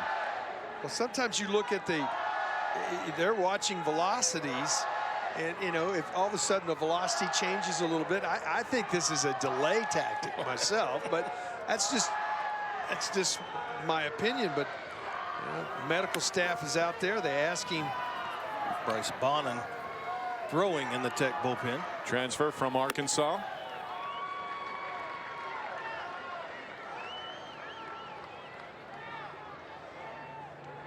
If I could for a second, guys, this week I lost a really good friend. The Red Raider family lost an ex-player and the Austin community, one of the best baseball coaches around in the country. John Keller passed away suddenly on Monday, and I want to tip my cap to the Red Raider Nation and all the baseball community here to say rest in peace, John.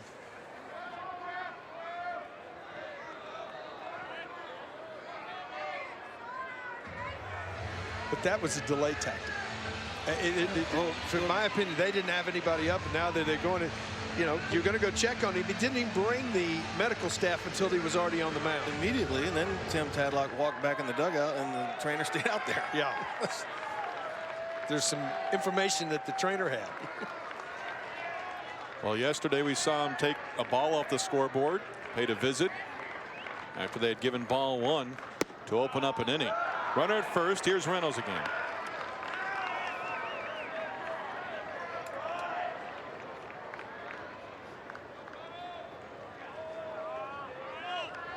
Final game of this series. Tip of the cap. Our producer Drew Irvin, director Brad Sheldon, Shelly Lemkovitz and Susan Abrams with us in the booth over the 3 days. Brian Grambling, our talent, our stats guy here in the booth. Brian's given us a lot of numbers. What about Kurt? What about Kurt over here? Kurt's giving us a bunch of numbers. This is a big number. Kurt, sorry. I had my head on a swivel yesterday. Back and forth. I think I heard Kurt yesterday say you took mine first. Always look right. Runner will take off for second. Full for the throw down into the base runner. And Regan is in there. Good read by Bryce Regan. He's in scoring position on the wild pitch. Oh, no doubt. And that's why you use a pinch runner right there. Now that you're out of the double play, that's a huge insurance run. And good anticipation right there. He had a good secondary lead. Young runners. What is the secondary lead? Well, you've got a lead. The pitch is delivered. Then you take a couple of steps toward the bag you're going to. And because of that good secondary lead, was able to make that adjustment and get into scoring position.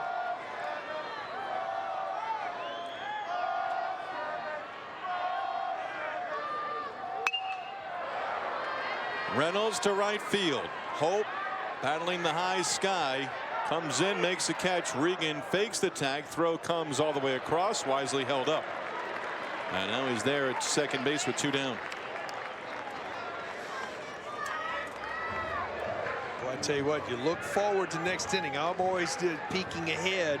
You get to the 9th. Well, if you're a Red Raider fan, this is exactly where you want to be. 2, 3, 4. And then, oh, what? By the way, the guy's the 4th one of the inning. If you get a guy on, it's Cameron Warren. So you've got the tough part of the order for the Yes, you do. Red Raiders. Mason Hibbler delivered the 2-run single in the 6th inning to put Texas in front 2-1. He scored on a stolen base at an E2 as the ball went down the left field line. Stole third base on the front end of the stolen base attempts by Mason and Tate Shaw, who's now on deck. Hope we can get a look at it. But Mason, as he went into third base, Young was late to the bag, kind of gave a little push. Hibbler in this situation trying to deliver the runner from second with 2 down. That's how you hurt your arm right there. If you're going to turn it, obviously he missed the sign or the outfield. Something. So he's ready to throw that ball. Longhorns this weekend just 2 base hits with runners in scoring position. Mason Hibbler owns both of those hits. Fires a strike.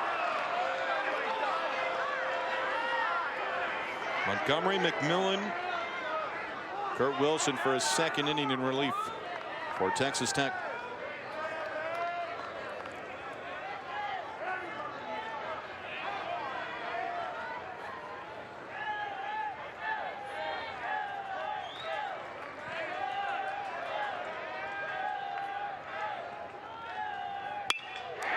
Into left field for a base hit. Regan around third. Otremba comes to the plate. Regan slides in safely. Throw back to first in time to get Hibbler. But the run scores. And the Longhorns tack on a run here in the 8th inning. it's been a day for Mason Hibbler. There's no doubt. He's been the offensive star for Texas. Reaches down, gets a breaking ball, and gives some insurance to Texas.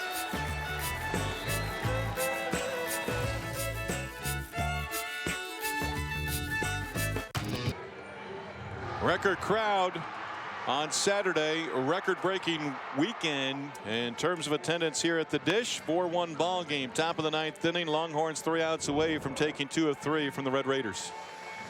Well, it's been interesting the way it's happened. It did not have a base hit, Steve, until we got to the 6th inning, and then Greg since then really struggled on the pitching side until Matt Whalen came in the game and righted the ship. It's funny how things just change in a ball game. That's what makes this game so great. I mean, things can change very easily. And for Texas, a guy that come in throwing strikes, pitching to contact, and for Texas just took a couple of base hits.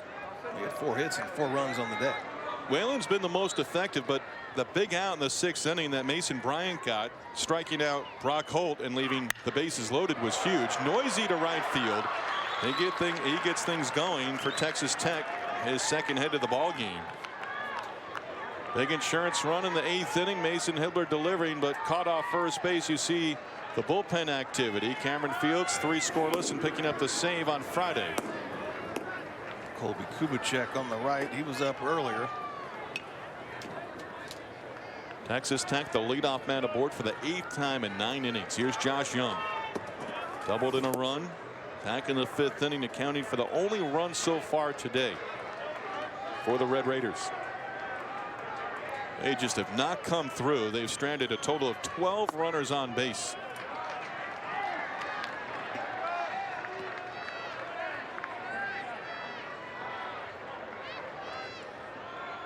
Only inning where they did not leave at least one base runner. That was in the 3rd when Ty Madden got the 5-4-3 double play in relief of Coy Cobb.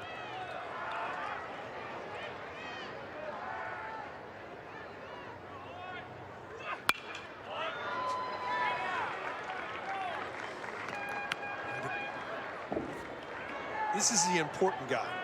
And the reason I say that, because if all of a sudden you get 2 guys on, tying run comes to the plate. So this is the guy.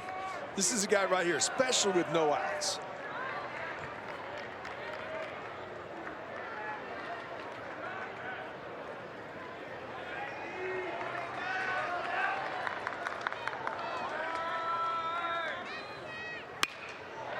Line drive, well hit, left center field. Kennedy going back, turning, and this one is gone.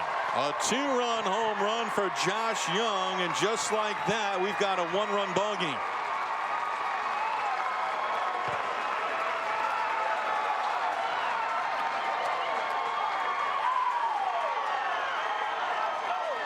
Young, his first home run of the season.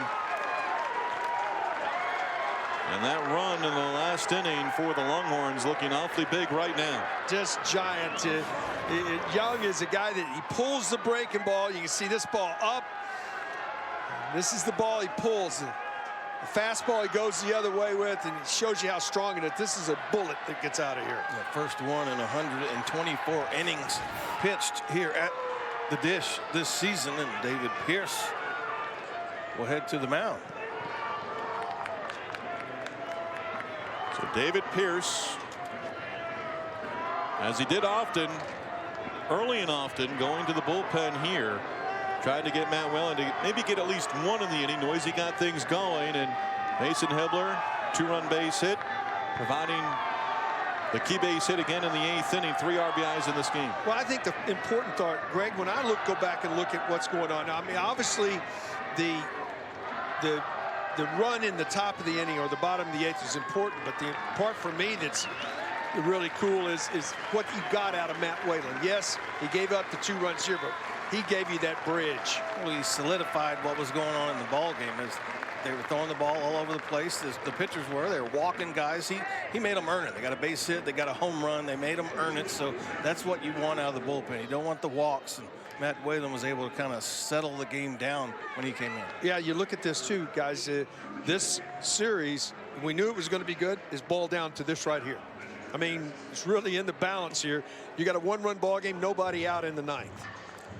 Whalen, and now they go one more time to the bullpen. 7th time could be a charm. Luck of the Irish, luck of the burnt orange might be needed here to get the final 3 outs. With Cam Fields up, they're going to go to the freshman Colby Kubicek right here, who's got a good arm, good fastball. I think maybe saving Fields right here. They just saw Fields a lot on Friday night, so it could be a possibility where we get this guy Colby Kubicek in the game right here and have him those strikes. You know, the other part of that is, guys, this is a guy that we've seen so far, he'll attack the strike zone.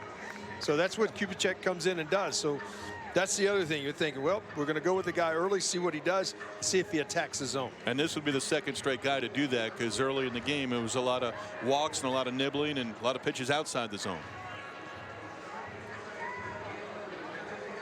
Colby Kubicek, first appearance of this series. And the 7th pitcher used this afternoon, and we could still see Cameron Fields, who continues to warm down in the right field bullpen. Cobb, Madden, Bokey, Stevens, Bryant, Whalen, and now Kubicek. And a 1-run ball game. Josh Young, his first home run of the season, 2-run shot off Whalen after Noisy reached with a leadoff base hit.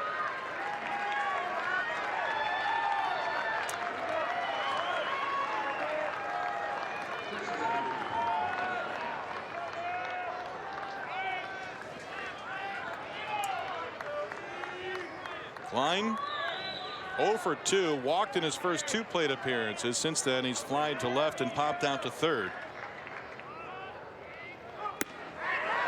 Held up, but takes a called strike at 0-1. Well, Coach Pierce talked to you and I both, Greg, throughout the year so far. And one of the things he's looking for is those guys that want to go compete and get out there. And that's what this young man has done every opportunity. Now, that doesn't mean you're not going to walk about it here and there. But he's come out and just attacked the strike zone. Well, you've said it, the last 3 outs, the hardest to get in a ball game. They are. We're right here.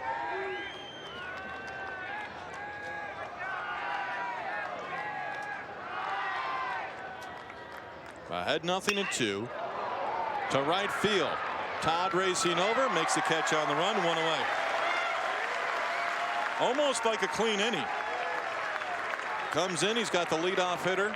Nobody out, nobody on. Gets the first out. Now Warren comes to plate, and he does represent the tying run. Well, it is a clean inning for him. Right, That's right. exactly There's right. no pressure of anyone on base. Come in, but right there, that's the important out. You come in and get the first guy you face. First out in the 9th inning. Warren 0 for 4. Was up in a big situation last at bat in the 7th inning with 2 on. Ended up popping out to the shortstop Hibbler. Got to be careful because this is a guy that can change it. 5 big flies already this season. Texas a 1-run victory on Friday, 4-0. And 1-run affairs this year. Behind 3-0. I don't think Coach Tadlock could turn him loose here. So I'm going after him with a strike. You want a base runner right here. Fires a strike. Now I got another statement. You've heard me say many times. Keep this ball in the ballpark. Right.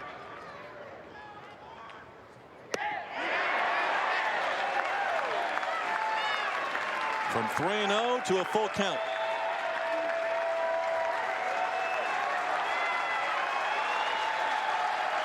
Over 7,300 on St. Patrick's Day, Sunday here in Austin. Got him. 2 down. Beautiful comeback by Kobe Kubicek. And he picks up a huge strikeout. 2 big outs after he fell behind 3-0. He fell behind 3-0. Threw the straight ones in there. Or 3-1 straight. And that one right there, that sinker that got below a really good hitter. Big out right there. He Another sunk big that out. ball below his bat. Cody Masters will try to keep things going. Lines one to left field. Here comes Kennedy. Slides down, makes the catch, and the ball game is over. And the Longhorns take 2 of 3. They win the finale 4-3 against the Texas Tech Red Raiders.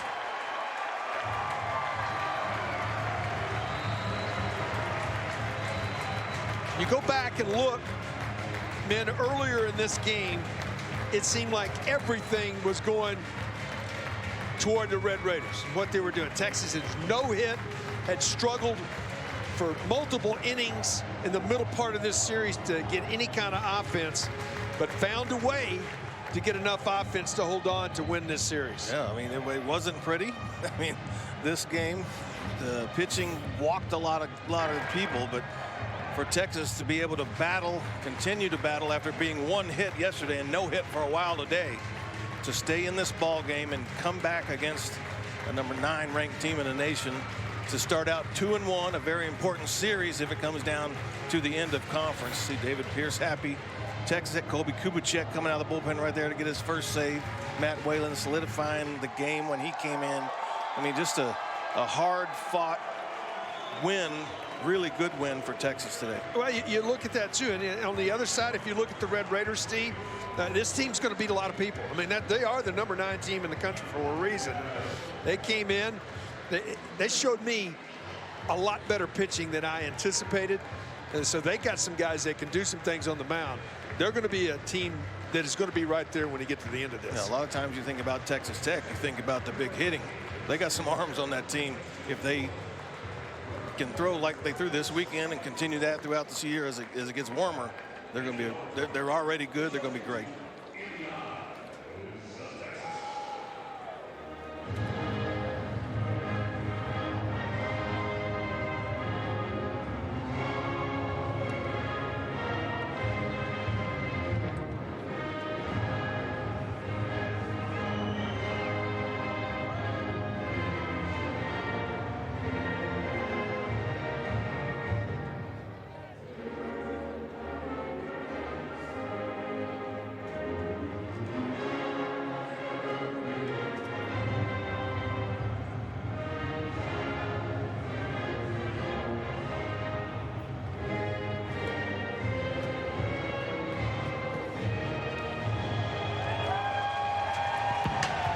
4-3 victory for the Longhorns. They take 2 of 3. Another point to bring up, Mason Hibler today. Big 2-out, 2-run base hit, 3 RBIs, all with 2 outs in this ball game. Yeah, he's hitting well over 300 after his first 16 at-bats where he really struggled. It's good to see somebody else other than the lineup to come up with big base hits. Join us Tuesdays.